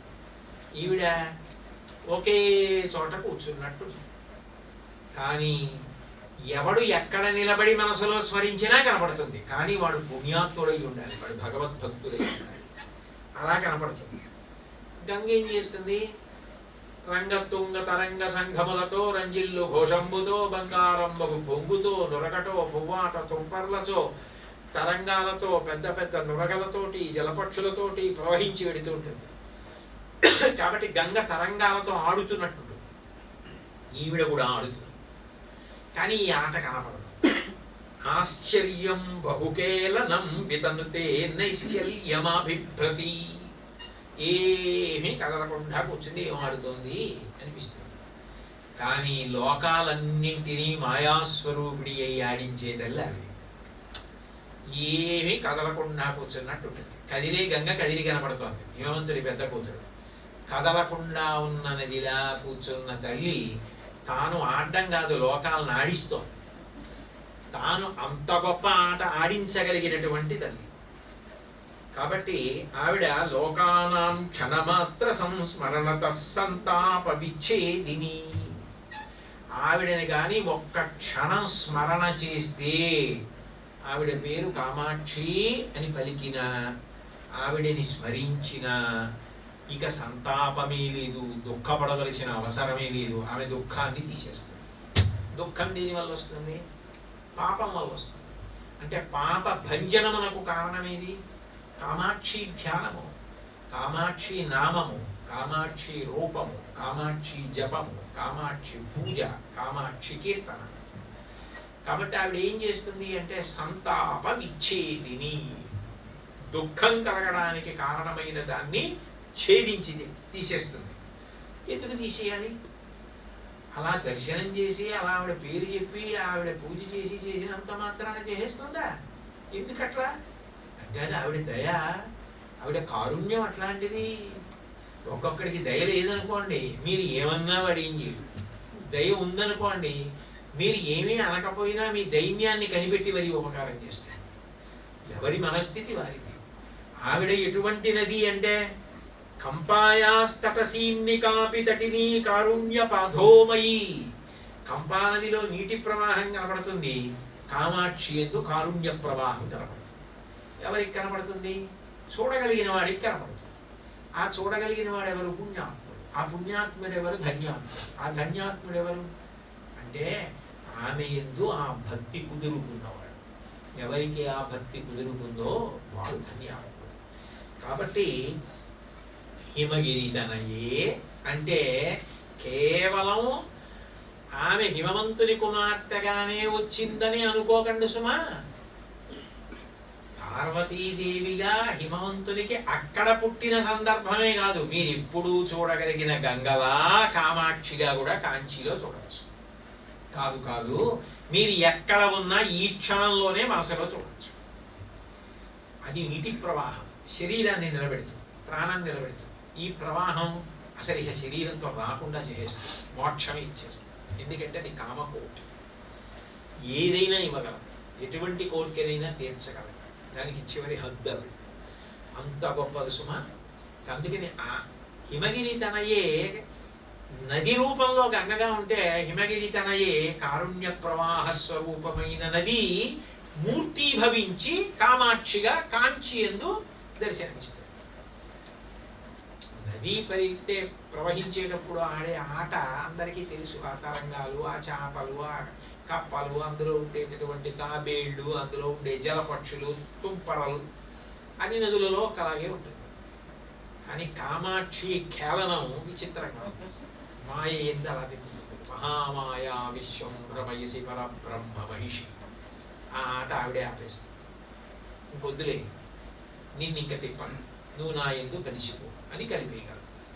ఈ కేవలం ఎవరికి కనపడదు. ఈ ఆట అలా ఆడగలదు, ఆవిడ తిప్పగలదు, తన ఎందు కలుపుకోగలదు. అటువంటి నది రూపాన్ని పొంది కూర్చుంది కంచి. కాబట్టి ఆవిడ హిమగిరి తనయే. హిమగిరి తనయే గంగే అనుకుంటున్నారా నదిగా? ఒక ఆవిడైతే నది, ఒక ఆవిడైతే ఆడపిల్ల రూపంలో ఉంటుంది అనుకుంటున్నారా పార్వతిగా? కాదు, ఈవిడ నదే అని మూకశంకరులు చమత్కరించి చెప్పినటువంటి శ్లోకం. అంటే అట్లా భావన చేసినప్పుడు దాని యొక్క అందం దానికి అట్లా అందుతుంది అన్నది దాని యొక్క సారాంశం. అంత గొప్ప తల్లి కాబట్టి అటువంటి తల్లి అట్లా అనుగ్రహించగలదు అని. కాబట్టి ఇప్పుడు ఆ తల్లి గురించి చెప్తూ హిమగిరి తనయే మమ హృది నిలయే. ఇప్పుడు ఎక్కడ మరి కామాక్షి తలుచుకున్నప్పుడు మనసులో కనబడుతోంది. తలుచుకున్నప్పుడు అన్నది ఎప్పుడో 6 నెలలకో ఏడాదికో అయిందనుకోండి. ఎలా? మమ హృది నిలయే, ఆవిడ నా హృదయమునందే నివసించి ఉంటుంది, ఆమె ఇక్కడే నిలయమై ఉన్నది అని ఎప్పుడు చెప్పగలడు? అంటే కామాక్షి విలాసం అని గొప్ప గ్రంథం చంద్రశేఖరేంద్ర సరస్వతి మహాస్వామి వారికి అత్యంత ప్రీతిపాత్రమైన గ్రంథాలలో అదొకటి. మూకపంచశతిని వారు ఎంత ఆదరించేవారో ఈ శ్రీ కామాక్షి విలాసం కూడా అంతే. అందులో మహాత్రిపుర సుందరీ స్వరూప వర్ణన ఉంది. ఆ మహాత్రిపుర సుందరీ స్వరూప వర్ణనంలో ఒక మాట అంటారు, ప్రాణిని విశ్వభూతస్థా కాలచక్ర స్వరూపిణి శ్రీకాంచీ నగరాధీశా కాంక్షితార్థ ప్రదాయిని అని ఒక శ్లోకం. అందులో ఆ స్తుతి పాఠంలో ఒక శ్లోకం. ప్రాణిని, అందరి యందు ప్రాణరూపముగా ఉండేది ఎవరు అంటే కామాక్షియే. భవతి అంటారు, ఉన్నది. ఈయన ఉన్నాడు, ఉన్నది, గాఢ నిద్రలో ఉన్నాడు. అప్పుడు ఉన్నాడన్న విషయం ఆయనకి తెలియదు, కానీ ఆయన విడిపోయాడని వీధిలోకి లాగేరు. ఉన్నాడని ఉంచుతాడు. ఊపిరి లోపలికి వెళ్ళి బయటికి వస్తుంది. ప్రాణరూపంలో ఆమె తిరుగుతూ ఉంటుంది. కాబట్టి ప్రాణరూపంలో ఉండి అసలు ఆ మర్యాద, ఆ గౌరవం అది నిలబెడుతున్నది ఎవరంటే ఆవిడే. అప్పుడు సకల ప్రాణుల యొక్క హృదయముల ఎందు ఉన్నది ఆవిడే. ఆవిడ కానీ వెళ్ళిపోయింది అనుకోండి, అయిపోయింది. యావత్ పవనో నివసతి దేహే తావత్ పృచ్చతి కుశలంగే గతవతి వాయో దేహాపాయే భార్యా బిభ్యతి తస్మిన్ కాయే. ఆ లోపలికి ఊపిరి వెళ్ళొచ్చినంతసేపే బాగున్నారా బాగున్నారా బాగున్నారా. ఆ ఊపిరి ఆగిపోయింది అనుకోండి, భార్య కూడా ఇంట్లో ఉంచండి అనదు, బయట పడుకోబెట్టేయండి అండి. కాబట్టి ఆ ఊపిరి రూపంలో తిరిగి ఆ గౌరవం ఇస్తున్నది ఎవరు అంటే ఆమె. ఆ త్రిపుర సుందరి స్తోత్రంలో అంటారు కామాక్షి విలాసంలో, ప్రాణిని విశ్వభూతస్థా, విశ్వమునందు సమస్త భూతముల యందు ఆమెయే ఉన్నది. కాలచక్ర స్వరూపిణి శ్రీకాంచీ నగరాధీశ కాంక్షితార్థ ప్రదాయిని. ఆ మహాత్రిపుర సుందరి స్వరూపమైన కామాక్షి భక్తుల యొక్క కామితములను ఈడేరుస్తోంది. అయినప్పుడు ఆమె సకల శక్తుల యొక్క స్వరూపము ఆమెయే. ఇప్పుడు మీకు తేలిగ్గా చెప్పాలి అంటే 3 అంతస్తుల మేడ, 3 అంతస్తుల మేడలో 3వ అంతస్తు పైన ఉన్నటువంటి మేడ పైభాగంలో ఒక పెద్ద తొట్టె కట్టి నీళ్లు పోసాడు. అందులో ఉన్నటువంటి నీళ్ళే 3 అంతస్తుల్లో మీరు ఏ గొట్టం విప్పినా నీళ్ళు వస్తుంటాయి. అసలు అందులో నీళ్లు లేవనుకోండి, ఏ గొట్టం విప్పితే నీళ్ళు వస్తాయి? ఏది విప్పినారో అందులో నీళ్లుంటే వస్తాయి. అలా నిజానికి ఎవరు ఏ పని చేస్తున్నా వాళ్ళు చేసేటటువంటి ఆ పని అన్న రూపంలో ఉన్నటువంటి శక్తి ఏది ఉన్నదో అది ఆమెయే. నువ్వు వింటున్నావా, నువ్వు చెప్తున్నావా, నువ్వు నడుస్తున్నావా, నువ్వు పడుకుంటున్నావా, ఆఖరికి మనోభావములు, లజ్జ ఉండవలసిన చోట సిగ్గు ఉండాలి. సిగ్గు లేదనుకోండి ప్రమాదం కాదు. నిన్నన్నా నాకేం పట్టదంటే ఎంత ప్రమాదం, చాలా ప్రమాదం. కాబట్టి ఉండవలసిన లజ్జ ఉండాలి. కాబట్టి ఇదే కదూ రేపు చండీ హోమం చేస్తే దేవీ నవరాత్రుల్లో 5వ అధ్యాయంలో చెప్తారు, యాదేవీ సర్వభూతేషు చేతనేత్యభిధీయతే. చైతన్యం, చిజ్జడ గ్రంథి అంటారు ఈ శరీరాన్ని వేదాంతంలో. జడము అంటే కర్ర. కర్ర ఇలా పట్టుకున్నాను అనుకోండి నిలబడుతుంది, వదిలేశాను అనుకోండి డామ్మని కింద పడిపోతుంది. ఇటు నుంచి ఎత్తాననుకోండి అటు వరకు పైకి లేస్తుంది. చైతన్యము శరీరములో ఉన్నంతసేపు ఇది తెలుసుకుంటూ ఉంటుంది అన్ని. చైతన్యం వదిలేసింది అనుకోండి జడం, ఒక కర్ర ఎలా పడిపోతుందో అలా పడిపోతుంది. అసలు నిజానికి ఆ చైతన్యం ఎవరు? కతిచన చిదానందలహరి భజంతి త్వాం ధన్యాః కతిచన చిదానందలహరి. ఆమెను చిదానందలహరిగా ధన్యులు తెలుసుకుంటున్నారన్నారు శంకరాచార్య. అటువంటి చైతన్య స్వరూపిణి ఆమెయే, తెలుసుకుంటున్నది ఆమె. ఆమెయే బుద్ధి రూపేణ సంస్థిత. యాదేవీ సర్వభూతేషు బుద్ధి రూపేణ సంస్థిత. నమస్తస్యై నమస్తస్యై నమస్తస్యై నమో నమః. ఆవిడే క్షుధారూపేణ సంస్థిత. ఆకలి రూపంలో ఉన్నది ఆవిడే. ఆవిడ ఆకలి రూపంలో చెప్పకపోతే, తినకపోతే శరీరం పడిపోతుంది, నీరసం వస్తుంది. ఆవిడ ఆకలి రూపంలో ఉండి చెప్తోంది. ఛాయారూపేణ సంస్థిత, శక్తి రూపేణ సంస్థిత, తృష్ణారూపేణ సంస్థిత, క్షాంతి రూపేణ సంస్థిత, నిద్రారూపేణ సంస్థిత, జాతి రూపేణ సంస్థిత, లజ్జారూపేణ సంస్థిత, శాంతి రూపేణ సంస్థిత, శ్రద్ధారూపేణ సంస్థిత, కాంతి రూపేణ సంస్థిత, లక్ష్మీ రూపేణ సంస్థిత, వృత్తి రూపేణ సంస్థిత, స్మృతి రూపేణ సంస్థిత, దయారూపేణ సంస్థిత, తుష్టి రూపేణ సంస్థిత, మాతృ రూపేణ సంస్థిత, భ్రాంతి రూపేణ సంస్థిత. సరసత్ రూపధారిణి. సత్తు ఎందు అసత్తు చూపించగలదు, అసత్తు ఎందు సత్తు చూపించగలదు. ఉండని శరీరం శాశ్వతమని అనిపించగలదు, శాశ్వతమైన ఆత్మ లేదని అనిపించగలదు. ఆమె ఎంత పెద్ద ఆటైనా ఆడుతుంది. ఇన్ని చెయ్యగలిగిన ఆవిడ ఎక్కడుంది? ఇక్కడే ఉంది. సమస్త ప్రాణుల యొక్క హృదయమునందే ఉన్నది. మమ హృది నిలయే అన్వయం ఎట్లా? ఆమె ఇక్కడే ఉన్నది అన్న భావన పొందడం ఎలా అంటే, 3వ అంతస్తులో కట్టుకున్నటువంటి తొట్లో ఉన్న నీళ్లు అన్ని గొట్టములలోంచి వచ్చినట్టు భక్తి సాధన యందు ఆమె పట్ల బాగా అన్వయమై ఆమె అనుగ్రహమునకు కారణము కావడానికి ఆమె జ్ఞానమును ఇస్తుంది. ఇచ్చినప్పుడు జయ, అందుకే శ్లోకంలో ఒక చోటికి వెళ్ళేటప్పటికి జయ జయ భగవతి కామాక్షి అంటారు. ఆమె అనుగ్రహం ఇచ్చి జ్ఞానం ఇస్తుంది. దానికి ముందు ప్రాతిపదిక ఏది అంటే భక్తి. భక్తి అంటే ధర్మం. మౌఢ్యమైన పూజ ఒక్కటే కాదు, పూజ చేయవలసిందే. పూజని తక్కువ చేయడం కానీ, పూజని వదిలిపెట్టడం కానీ చేయడానికి వీలు లేదు. గృహస్థు చేసి తీరవలసిందే. ఏ ఆశ్రమంలో ఉన్నావో ఆశ్రమ నియమం పాటించకుండా ధర్మం ఎట్లా? చేయవలసిందే. మహాస్వామి వారంతటి వారు చేశారు ఉదగంటి పూజ అని గంటసేపు. నువ్వే వరకు మానేయడానికి చెయ్యాలి పూజ. భక్తితో చెయ్యవలసిందే.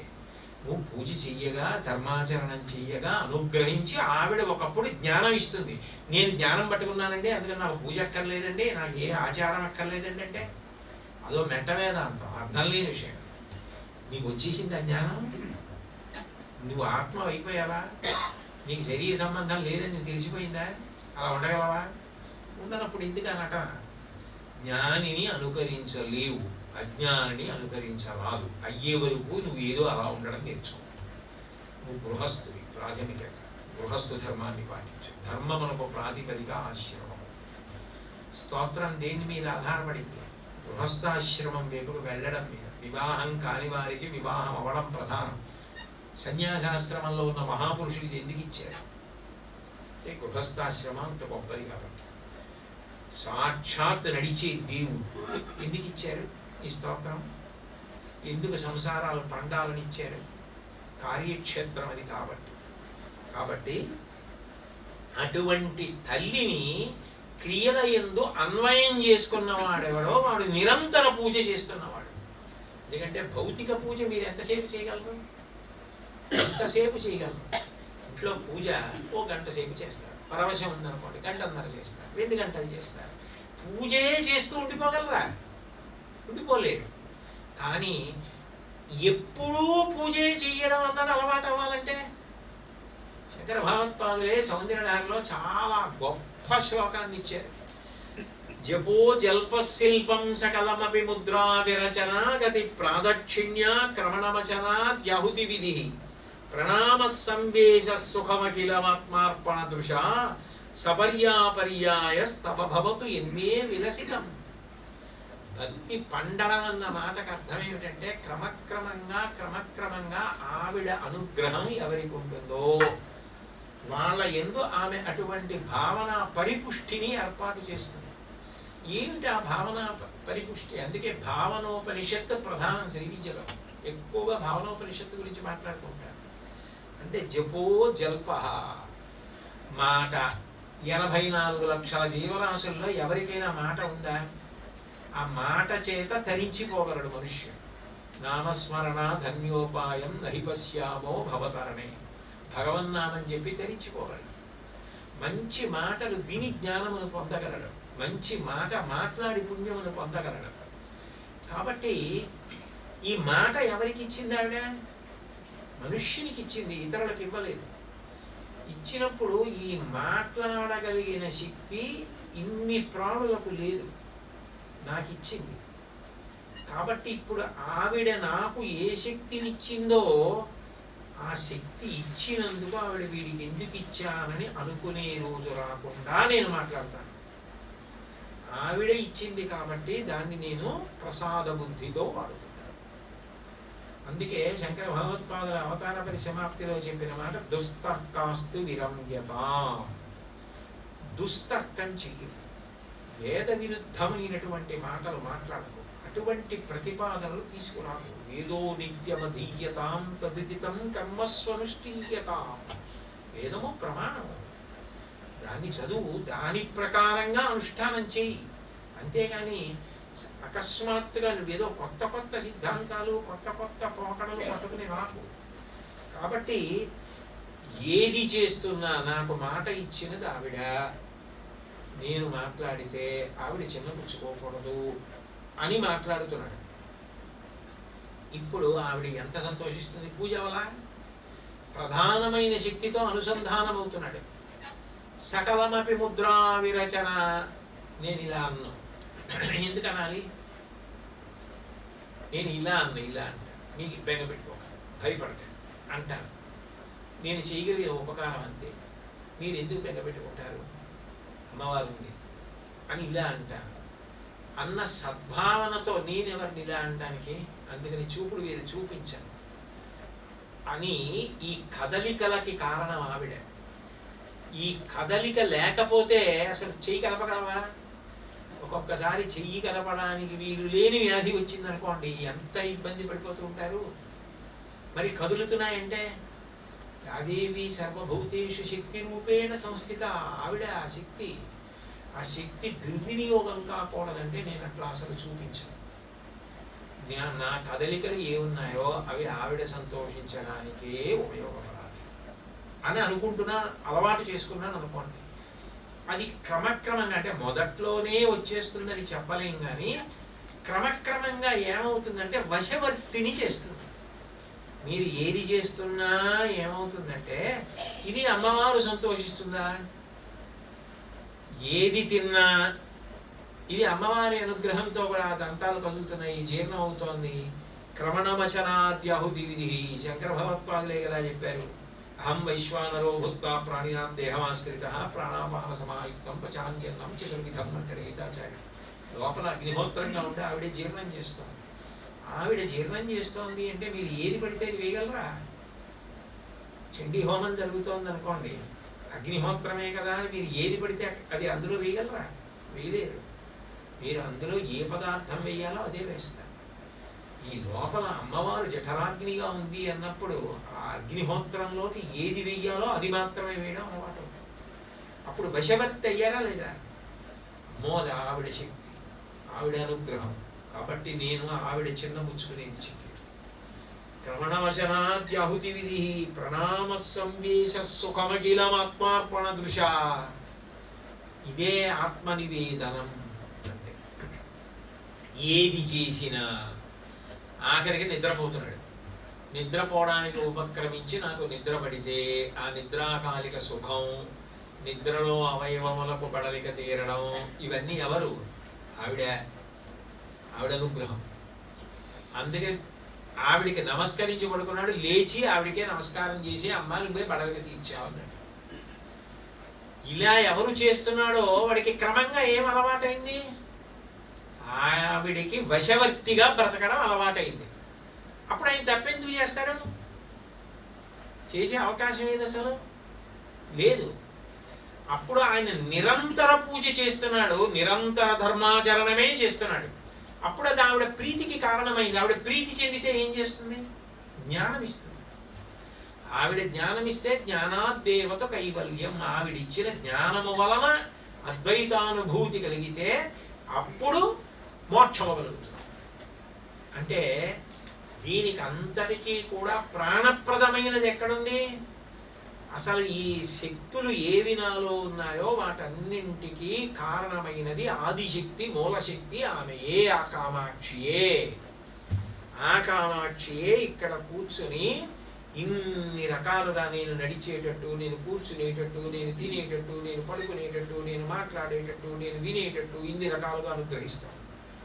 నేను చెయ్యకూడని పని చెయ్యవలసి వస్తే సిగ్గుపడే, కనీసం ఓ తప్పు చేస్తున్నాడు, ఇది ఎవరికి తెలియకూడదని అనుకున్నాడు అనుకోండి, కొంతవరకు భయం ఉందని గుర్తు. అది కూడా లేదనుకోండి, రావణాసురుడు లాగా, అప్పుడు మరీ ప్రమాదం కదా. ఆరోగ్యవంతమైన భయం కొంత ఉంది. అది ఏం చేస్తుందంటే ఒక్కసారి తప్పు చేయకుండా కూడా చేయొచ్చు, నియంత్రించవచ్చు. కాబట్టి రజారూపేణ సంస్థిత అక్కడ ఉంది ఆవిడ. ఆవిడ అనుగ్రహం తర్వాత ఇంకోలా పరిణమించవచ్చు, చెప్పలేము. కామికాక మోక్ష కామికాడయ మారచ్చు ఆయన, ఏం చెప్పగలం? కాబట్టి అసలు అన్వయం చేసుకోవడంలో ఉంది ఆవిడ అనుగ్రహం. అప్పుడు ఎక్కడుంది ఆవిడ? మమ హృది నిలయే. కామాక్షి కాంచీపురంలోనే లేదు, ఇక్కడే ఉంది. ఇక్కడే ఉండి కామాక్షే పలికిస్తోంది. కామాక్షే మీతో వినేటట్టు చేస్తోంది. కామాక్షే ఇందులో విద్యుత్ శక్తిగా ఉండి నేను మెల్లగా మాట్లాడింది గట్టిగా మాట్లాడి వినపడేటట్టు చేస్తాను. కామాక్షే ఇంత కాంతిగా ఉంది. కామాక్షే నేను మాట్లాడిన దాన్ని శబ్దముద్రణ చేసి రేపు కొన్ని లక్షల మందికి అందేట్టు చేస్తాను. ఆ కామాక్షిదే ఈ విలాసం అంతా అని అనుకోగలిగితే నువ్వు ఎలా దుర్వినియోగం చేస్తావు? ఆ ప్రసాదం పాడి చేయకండి అంటాం కదా, అట్లా ఇదంతా ఆవిడ ప్రసాదం అన్న బుద్ధి కలిగితే లొంగి ఉండడం అలవాటు అవుతుంది. లొంగి ఉన్నవాడు తప్పు చేయడు, తప్పు చేయని వాడు ధర్మం చేస్తాడు, ధర్మం చేసిన వాడు ఉత్తముడవుతాడు. వాడి పట్ల అమ్మవారి అనుగ్రహం కలుగుతుంది. ఆవిడ అనుగ్రహం కలిగితే మాయ తీసేస్తుంది, మాయ తీసేస్తే ఉన్నది తెలుస్తుంది, ఉన్నది తెలిస్తే జ్ఞానం, జ్ఞానం కలిగితే అద్వైతానుభూతి, అద్వైతానుభూతి మోక్షం. కాబట్టి దీనికి అంతటికీ కూడా ప్రాతిపదిక ఆమె ఇక్కడే ఉన్నదన్న భావన సుమా. ఉన్నదన్న విషయంలో సందేహం లేదు. అందుకేగా కామాక్షి విలాసంలో మహాత్రిపుర సుందరి స్థలంలో ఆవిడ ప్రాణరూపంలో ఉంది, సమస్త భూతముల యందు ఉందని చెప్పబడింది. ఇక్కడ ఉన్నదన్న విషయం ఎరుకలోకి వచ్చిన ఉత్తర క్షణంలో నువ్వు ఆమెకి జవాబుదారీతనం వహిస్తావు. ఆవిడ సంతోషించేటట్టు చేస్తున్నానా లేదా, ఎవడు చూశాడు ఎవడు చూడలేదు నాకు అనవసరం. ఆవిడ చూస్తాను, ఆవిడ సంతోషించడానికి నేను పని చేస్తాను చాలు. నేను ఏది చేసినా ఆవిడికి జవాబుదారి. ఆవిడ సంతోషించనిది నేను చెయ్యను. నేను చేశానంటే ఆవిడికి చెప్పి ఆవిడ సంతోషిస్తుంది అంటేనే చేస్తాను అనుకున్నాను అనుకోండి. ఎవరికి భయపడాలి? ఎందుకు భయపడాలి? నువ్వు తప్పు చేస్తే కదా భయపడ్డాను. కాబట్టి ఆ నిర్భయత్వాన్ని ఇవ్వగలవు, ఆ ధర్మాచరణమునందు ధృతిని, ధైర్యాన్ని ఇవ్వగలవు. ఇదే విషయాన్ని వేదాంత శాస్త్రంలో ఎక్కడ చెప్పినా ఒక భావాన్నే రకరకాలుగా చెప్తారంతే. దీన్నే రాజవిద్యా రాజగుహ్య యోగంలో కృష్ణ పరమాత్మగా ఆ తల్లి చెప్తే యత్కరోషి యదశ్నాసి యజ్జుహోషి దదాసి యత్ తపస్యసి కౌంతేయ తత్కృష్వ మదర్పణం. నువ్వు ఏది చేస్తున్నావో, ఏది తింటున్నావో, ఏది దానం చేస్తున్నావో, ఏ తపస్సు చేస్తున్నావో దాన్ని నాకు అర్పించు. అర్పించన్న మాటలో అర్థం ఏంటి? సర్వం శ్రీ మహామహేశ్వర పరబ్రహ్మార్పణమస్తు నక్షత్రం నీళ్ళు ఒకటి వదిలిపెట్టడమే కాదు, ఏది చేస్తున్నా దానికి మూలాన్ని జ్ఞాపకంలో ఉంచుకొని దానికి వశవర్తి అయి ఉండడం. అలా వశవర్తి అయి ఉంటే అప్పుడు మమ హృది నిలయే, ఆమె ఎక్కడో లేదు, నా హృదయమునందే ఉన్నది. సజ్జన సదయే, ఆమె సజ్జనుల యందు అలా భావన చెయ్యవలసిన అవసరం లేకుండా నిలబడిపోయి ఉండిపోయి, ఆమె అటువంటి వారి యందు సహజంగా విశేషమైన ధైర్యం పొందుతుంది. సజ్జనుడని ఎవరిని పిలుస్తారు అంటే, ఎవరు ధర్మమును ఆచరిస్తున్నాడో ఆడే సత్పురుషుడు, ఆడే సజ్జనుడు. నేను ధర్మం తప్పలేదు అన్న ధైర్యం నీకున్నంతసేపు, నువ్వు ధర్మాచరణమే చేస్తున్నంతసేపు నీకు రక్ష ఎవరు? పరదేవత. ఆమె రక్ష నీకుండగా నేను చెనకడం సాధ్యం కాదు. ఇప్పుడు వర్షం వస్తుంది, వర్షపు నీటికి తడవకుండా బట్టలు వేసుకున్నాడు అనుకోండి, రెయిన్ కోట్ అంటారు కదా, అది వేసుకున్నాడు. వాడికి భయం ఏంటి? గొడుగు వేసుకున్నాడు, భయం ఏంటి? ఆయనకి భయం లేదు, ఎందుకంటే ఈజ్ రెయిన్ ప్రూఫ్. ఆయన గొడుగు వేసుకున్నాడు, రెయిన్ కోట్ వేసుకున్నాడు, ఆయనకి వర్షం భయం ఏంటి? ధర్మా ప్రూఫ్, ఆయన ధర్మాన్ని పాటిస్తున్నాడు, అందుకని ఆయనకి భయం లేదు. ఎందుకు భయం లేదంటే ఆయన పరదేవతానుగ్రహ సంపన్నుడు. ఆ ధర్మం ఆయనకి ఎప్పుడూ పరదేవత యొక్క రక్షణ కల్పిస్తుంటుంది. ఆయన్ని చెరకడం సాధ్యం కాదు, చెయ్యలేరు. ప్రయత్నం చేసినవాడు పడిపోతాడు తప్ప ఆయన పడే అవకాశం లేదు, ఎందుకంటే ఆ తల్లి రక్షణలో ఆయన ఉన్నాడు. కాబట్టి అటువంటి తల్లి ఎవరుందో ఆమె ఆ ధర్మమును అనుష్ఠించిన వాళ్ళు ఎవరున్నారో వాళ్ళ యందు ఎప్పుడూ ప్రకాశిస్తూ ఉంటుంది, ఎప్పుడూ ప్రకాశిస్తుంది. వాళ్ళు ఎంత పూజ చేశారు, ఎంత తపస్సు చేశారు, ఏ నోములను ఇవన్నీ ఆవిడ అడగదు. ధర్మమును పాటించావా? దీనికి దేవి భాగవతంలో ఒక అద్భుతమైనటువంటి ఉపాఖ్యానం ఉంటుంది. ఆ ఉపాఖ్యానంలో విశేషం ఏమిటి అంటే, శర్యాదేవి అనబడేటటువంటి రాజుకి ఉన్న కుమార్తెలలో సుకన్య అన్న కుమార్తె ఒకతే. ఆమె రాజకుమార్తె, బహువందగత్తె, చాలా మంచి మనసు ఉన్నది. ఆమె ఆడుకుంటూ ఒక రోజున ఓ పుట్ట దగ్గర విశ్రాంతి కోసం కూర్చుని కలిసిపోయింది. పుట్టకి 2 కన్నాలుండి అందులోంచి ఓ మిడుగురుల్లా కనపడ్డాయి ఆవిడకి. ఏమిటి వెలుగుతున్నాయని ఆమె పుల్ల ముక్క తీసి పొడవబోయింది. లోపల నుంచి తపస్సులో ఉన్నటువంటి ఒక ఋషి చాలా మంద్రమైనటువంటి కంఠంతో పొడవకు నేను ఋషిని అంటున్నా వినకుండా పొడిచింది. ఆయనకి 2 కళ్ళు పోయాయి. ఆయన పడిన బాధ వలన రాజ్యంలో ఉన్న వాళ్ళందరికీ మలమూత్ర బంధనం అయిపోయింది. అందరూ వెళ్ళి రాజుకి చెప్పారు, ఏదో అపచారం జరిగింది మహాత్ముల పట్ల. రాజు ఏం జరిగిందని వెతికిస్తున్నాడు. ఈ పిల్ల వెళ్ళి తండ్రికి చెప్పేసింది, నేను పుల్ల పెట్టి పొడిచాను, పుల్లకి తేమ అంటుకుంది, ఎవరో మహాత్ముడి కళ్ళు పొడిచానేమోనని అనుమానమే. ఈ వెళ్ళి చూశారు, పుట్టలో మహర్షి ఉన్నాడు, శవన మహర్షి. ఆయనతో రాజు అన్నాడు, నేను బోలెడంత పరివారాన్ని ఏర్పాటు చేస్తాను, మీ రోజువారీ కార్యక్రమాల్లో మీకు సహాయం చేయడానికి. కళ్ళు పోయాయి కదా, శపించకండి అన్నాడు. ఆయన అన్నాడు, ఎంతమంది సేవకుల్ని పెడితే మాత్రం ప్రేమ ఎక్కడి నుంచి వస్తుంది? ప్రేమ ఉంటే ఆ అనువర్తించడం లేదు. ఆ ప్రేమ ఎవరికి ఉంటుంది? భార్యకు ఉంటుంది. ఎవరు పొడిచారో నీ ఆ కుమార్తెని నాకు భార్యని చేసి ఆమె సేవ చేస్తూ ఉంటుందన్నాడు. ఇంత వృద్ధుడు, తపస్వి, వికారమైన వాడు, అందగాడుగాడు, ఈయనకి యవ్వనంలో ఉండి ఇంత అందమైన పిల్లనిచ్చి పెళ్లి చేయడాన్ని ఏమైతే అవని నేను ఇవ్వనన్నాడు. ఆ పిల్ల వచ్చింది, నాకు ఆయన ఎటువంటి వాడన్న దానికన్నా అంత సేవ చేసే అదృష్టం ఎక్కడి నుంచి వస్తుంది అటువంటి మహానుభావుడికి? ఇప్పుడు నేనే పొడి చేశాను కాబట్టి, కళ్ళు లేవు కాబట్టి చేసే అదృష్టం కలిగింది. అదో అదృష్టంగా భావిస్తున్నాను జీవితంలో. ఆయన సేవ చేస్తానని నిచ్చి పెళ్లి చేశాను. అంతలా అడుగుతోందని చేయించాడు. ఆమె అలాగే సేవించింది, పతివ్రత ధర్మం పాటించింది. రోజు నీళ్లు తెచ్చేది, ఆయనకి అన్నం వండి పెట్టేది, ఆయనకి సమిధలు పెట్టేది, పువ్వులు పెట్టేది, అన్నీ చేయిస్తూ ఉండేది. ఆయనకి నేను సాయపడుతున్నానన్న సంతోషంలో కాలం గడిపిస్తాను. అకస్మాత్తుగా ఓ రోజున అశ్వినీ దేవతలు కనబడ్డారు.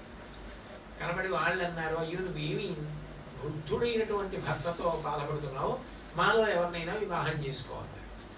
ఆవిడంది, తప్పటువంటి మాటలు మీరు మాట్లాడకూడదు, నాకు భర్త పరదైవం, రండి మిమ్మల్ని తీసుకెడతాను మా కుటీరానికి అంది. వాళ్ళు ఈవిడ సౌశీల్యానికి మెచ్చుకుని, నిన్ను మెచ్చుకుంటాం కానీ ఒక్క పరీక్ష పెడతాం, నీ భర్తకి రూప సౌందర్యాలు యవ్వనం అన్నీ ఇచ్చేస్తాం, మేము ముగ్గురం కలిసి తటాకంలో స్నానం చేసి పైకి లేస్తాం, ఒకే రూపాలు పొందుతాం, అంత గొప్ప యవ్వనం, అంత గొప్ప అందం, అంత గొప్ప తేజస్సు ఉంటాయి, మా ముగ్గురులో నీ భర్త ఎవరో నువ్వు కనిపెట్టగలవా? ఇక నమ్మకం ఉందా అన్నారు. ఆమె భర్తను అడిగింది, ఇందులో ఏదైనా పొరపాటు జరిగితే ఇంకేమైనా ఉందా? ఆయన అన్నాడు, జరగదు. ఎందుకు జరగదంటే, ఎవరు ఎవరి ధర్మాన్ని వాళ్ళు పట్టుకున్నప్పుడు వాళ్ళకి పరదేవత అనుగ్రహం ఉంటుంది. ఆమె నీ బుద్ధిని ప్రచోదనం చేస్తుంది కాబట్టి నువ్వు భయపడడానికి ఏం లేదు, తీసుకురా అన్నాడు. ఆవిడ తీసుకొచ్చింది అశ్వినీ దేవత. ఆవిడ ధైర్యం ఏమిటో చూద్దామని ముగ్గురు తటాకంలో దిగారు. ముగ్గురు రూప యవ్వనాలు పొందారు, నించున్నారు, ఒక్కలా ఉన్నారు. మాలో ఎవరు భర్త చెప్పు అన్నారు. ఇప్పుడు పొరపాటు చెప్తే అయిపోయిందా? ఇప్పుడు ఆవిడ బుద్ధి సక్రమంగా ప్రచోదనమై ఒకేలా ఉన్న ముగ్గురులో తన భర్త ఎవరో కనిపెట్టగలగాలి. ఆమె అమ్మవారిని ప్రార్థన చేసింది. అంతకన్నా ఆమె హోమం చేయలేదు, అంతకన్నా పూజ, ఆమె ధర్మాన్ని ఆమె పాటించింది, అంతే, అనుగ్రహించింది ఆవిడ. అది ఉత్తమ పురుషుడంటే. నీ ధర్మాన్ని నువ్వు నిర్వర్తిస్తూ ఉంటే, నువ్వు ధార్మికంగా నిలబడగలిగితే, ఇవన్నీ అమ్మవారి యొక్క అనుగ్రహమే.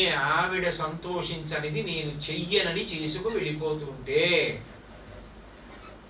ఆమె సంతోషపడితే, ఆమె నీకు ఎప్పుడు ఎక్కడ ఏది జరగాలో అది జరిగేటట్టు ఆవిడ చూస్తుంది. అప్పుడు సజ్జన సరై. అప్పుడు ఆవిడ ప్రార్థన చేసింది అమ్మవారిని, శరణం త్వాం జగన్మాతః ప్రాప్తాస్మి భృశ దుఃఖిత రక్షమేద్య సతీ ధర్మం నమామి చరణౌ తవ నమః పద్మోద్భవే దేవి నమః శంకరవల్లభే విష్ణుప్రియే నమో లక్ష్మీ వేదమాత సరస్వతి శరణం త్వాం ప్రపన్నాస్మి విస్మయం పరమంగత పతిం దర్శయ మే మాతర్మగ్నాస్మి శోకసాగరే దేవాభ్యాం చరితం కూటం కం వృణోమి విమోహిత పతిం దర్శయ సర్వజ్ఞే విదిత్వా మే సతీవ్రతం.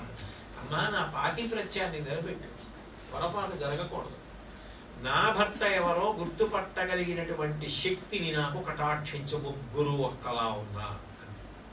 ఆమెకి బుద్ధి ప్రచోదనమైంది, నిర్భయంగా పరమధైర్యంగా ఈయన నా భర్త అని చూపించాడు. ఆయనే చవరుడు, రూపయవ్వనాలతో భర్త లభించాడు. సకృన్నత్వానత్వా అంటారు శంకరాచార్యుల వారి సౌందర్యలహరిలో. సత్పురుషుడైన వాడు, పరమధార్మికుడైన వాడు ఒక్క నమస్కారం చేశాడనుకోండి, ఆమె ప్రీతి చెందుతుంది. ధర్మాచరణం లేదు, అప్పుడు అంత తొందరగా ఆవిడ ప్రీతి చెందుతుందా? ఎక్కడ ధర్మాచరణం ఉన్నదో వాడు సత్పురుషుడు. ఆ సత్పురుషుడి విషయంలో ఆవిడ అంత తొందరగా ప్రీతి చెందుతుంది. అందుకే పెద్దలు నిర్ణయించినారుగాన అని ఎందుకంటారంటే, వాళ్ళ నోటితో శుభం భూయాత్ అంటే అది జరుగుతుంది.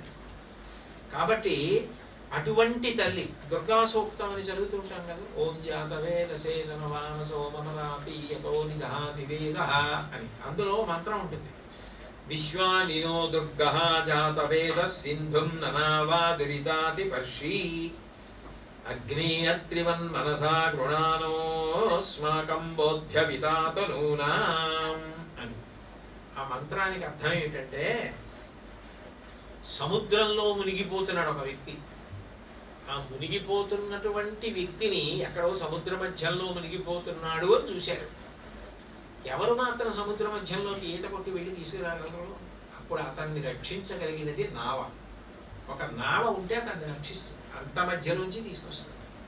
అట్లా దుఃఖ సముద్రంలో పడిపోయినటువంటి వాళ్ళని నువ్వు ఉద్ధరించు ఓ అగ్నిహోత్రుడా. ఎలా ఉద్ధరించాలో తెలుసా? ఉద్ధరించేటప్పుడు వీడిని ఎందుకు ఉద్ధరించాలి అన్న భావన పొందము. ఎట్లా ఉద్ధరిస్తామంటే, అందరూ బాగుండాలని ఎప్పుడూ కోరుకోగలిగినటువంటి సహృదయుడు ఎవరంటే అత్రి మహర్షి. అందుకని ఆ మంత్రంలో అత్రి మహర్షి యొక్క స్పర్శ తీసుకొచ్చారు.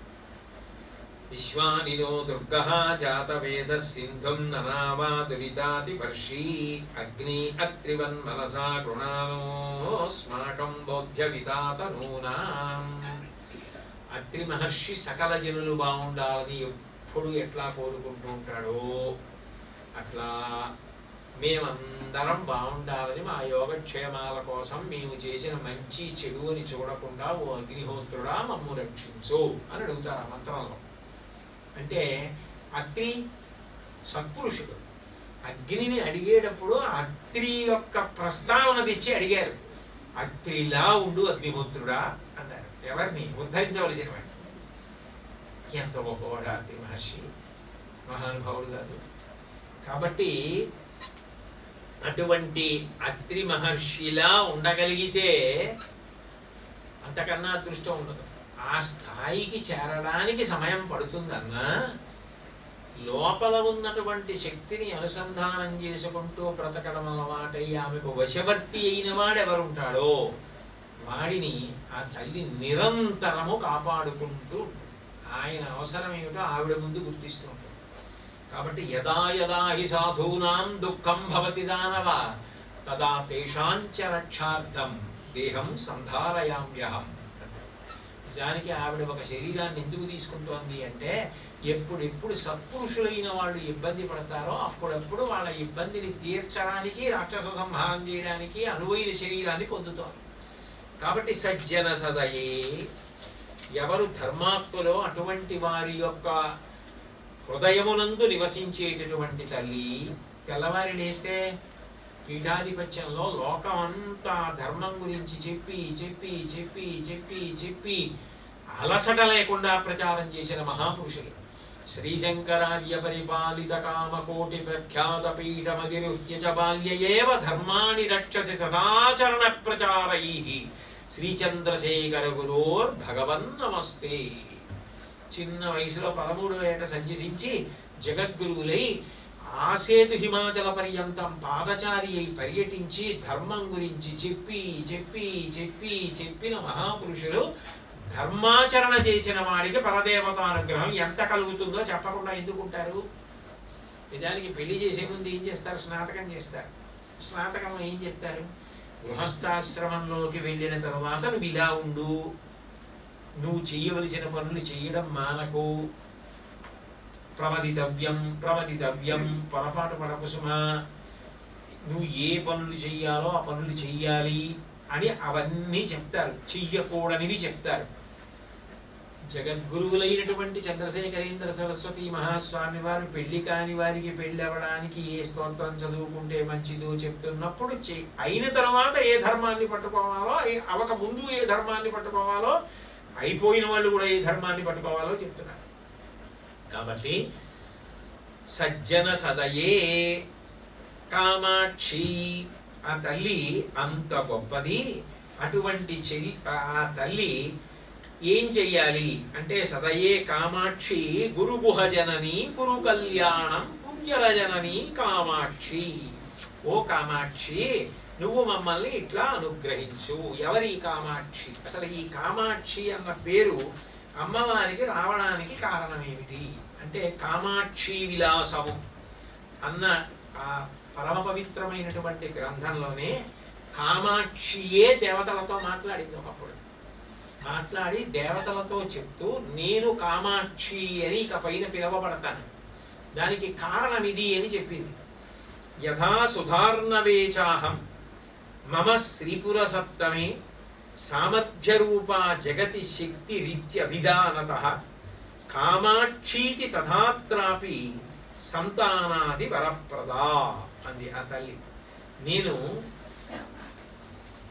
అమృత సముద్రంలో ఎలా అయితే కొలువై ఉంటానో, సుధా సింధోర్ మధ్యే సురవిటపి వాటీ పరివృతే అంటారు కదా శంకరాచార్యుల వారి సౌందర్యలహరిలో.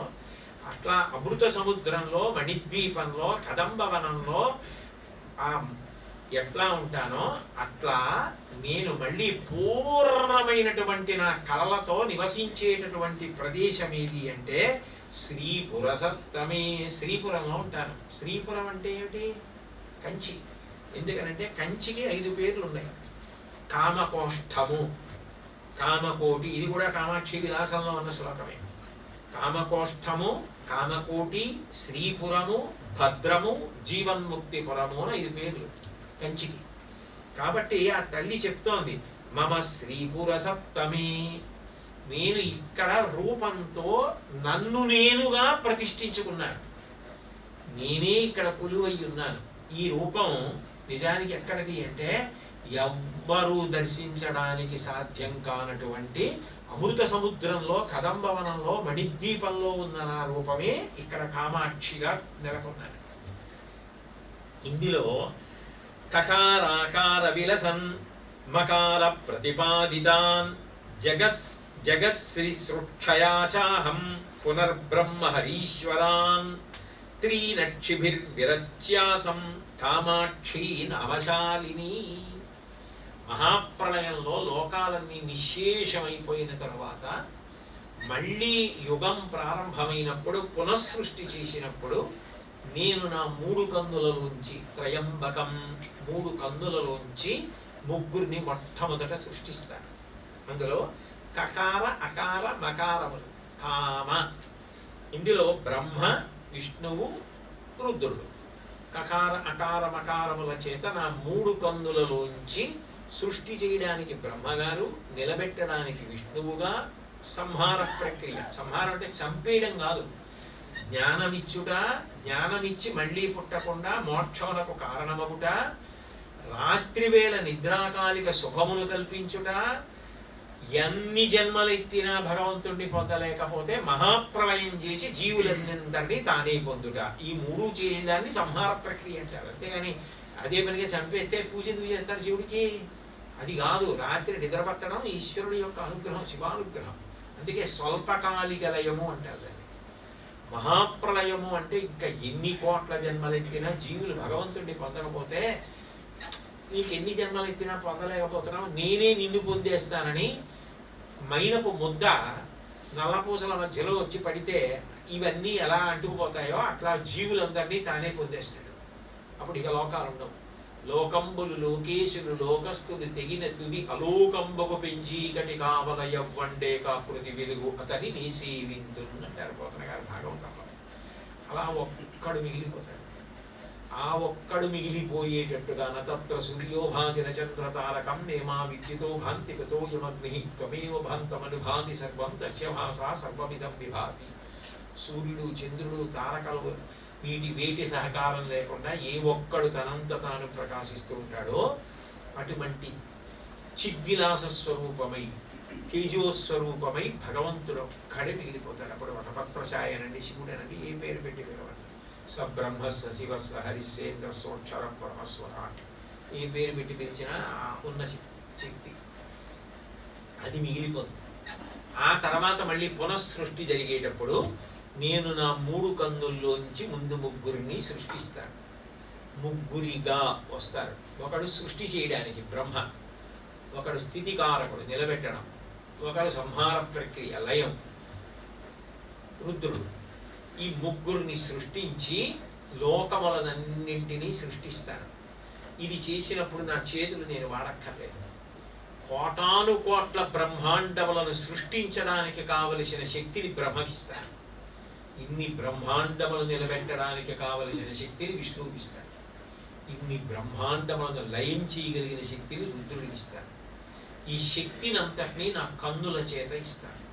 కకార మకార అకారముల చేత సృష్టికర్త, స్థితికర్త, ప్రళయకర్తలను సృష్టించి వాళ్ళ ద్వారా కోట్ల బ్రహ్మాండములను సృష్టించి ఈ 3టిని నా కన్నుల ద్వారా శక్తినిచ్చి రక్షించి కాపాడి నిర్వహిస్తాను. కాబట్టి నా పేరు కామాక్షి. ఆ రూపం అక్కడ చూస్తారు అమృత సముద్రంలో. అప్పుడు అసలు తేరిపారి చూడడం కూడా కుదరదు, లోపల ఉండడం కూడా అరహంసలేట. అటువంటిది అందరూ చూడడానికి వీలుగా నేను వచ్చి కూర్చున్న పురమేదో అది శ్రీపురం. అది కాంచి. అటువంటి కంచిలో నన్ను నేనే ప్రతిష్ఠించుకున్నాను, ఈ రూపంతో నిలబడ్డాను దేవతలారా అంటే అప్పుడు మొట్టమొదటిసారి ఆవిడ ఎక్కడానికి పల్లకీ తెచ్చాడు బ్రహ్మగారు. ఉత్సవమూర్తిగా ఆవిడ బయట తిరగాలిగా, ఆవిడ ఎక్కడానికి పల్లకీ తెచ్చాడు. ఆ పల్లకీ పేరు కుంతల, కామాక్షి విలాసంలో ఉంటుంది. ఆ కుంతల అని పేరు కలిగినటువంటి పల్లకీ ఎక్కి ఆవిడ ఊరిరిగింపుకి వెళ్ళింది. ఆవిడ శ్రీచక్రాన్ని పతకంగా చేసి ఆవిడ మెడ వేశారు. అటువంటి కామాక్షి పరదేవతగా నేను నిలబడి ఉన్నాను. అప్పుడు నేను కామకోటి, కోటి అంటే హద్దు. ఏమడుగుతావు? నువ్వు అడగగలిగిన వాటిలో చాలా గొప్పదేది? ఇక జన్మద్దు, మోక్షం. అది పెద్ద విషయం ఏం కాదు. అంటే అన్నిటిలోకి చాలా కష్టమని మనం ఏమనుకుంటామో అది కూడా హేళగా ఇవ్వగలిగినది ఏదో ఆమె కోరికలకు చివరి హద్దు, కామకోటి. అది ఆమె కామకోటి, కామాక్షి. కామకోటి కామాక్షి అంటుంటారు. అందుకని ఈ స్తవం చేసినప్పుడు చంద్రశేఖరీంద్ర సరస్వతి మహాస్వామి వారు సాక్షాత్ కామాక్షి స్వరూపం.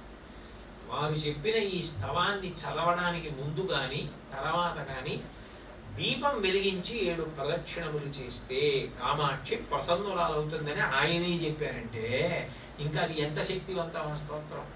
ఇంత తేలిక భాషలో ఇచ్చాడు. ఓ తల్లి, నాకు కళ్యాణమును అనుగ్రహించు.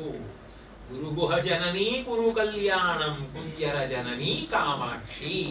సుబ్రహ్మణ్యుడి తల్లి, విఘ్నేశ్వరుడి తల్లి అయినటువంటి ఓ అమ్మ కామాక్షి, నన్ను అనుగ్రహించు. కాబట్టి అన్ని పాదములలోనూ కామాక్షి కామాక్షి అని వచ్చినప్పుడల్లా దీన్ని అన్వయం చేసుకోమని అర్థం. అంత గొప్ప శక్తివంతురాల్ని, అటువంటి పరదేవతని మనం ప్రార్థన చేస్తున్నాం. ఇవాటికి ఇక్కడ పూర్తి చేసి, కాబట్టి హిమగిరి తనయే మమ హృది నిలయే సజ్జన సదయే కామాక్షి గురుగుహ జననీ కురు కళ్యాణం కుంజర జననీ కామాక్షి. రేపు గ్రహనుత చరణి గృహసుతదాని జయ జయ భగవతి కామాక్షి గురుగుహ జననీ గురు కళ్యాణం కుంజర జననీ కామాక్షి. దీన్ని రేపు తల్లి నా చేత, మహాస్వామి గారు నా చేత కలిగించేంత మేర పలుకుతాను.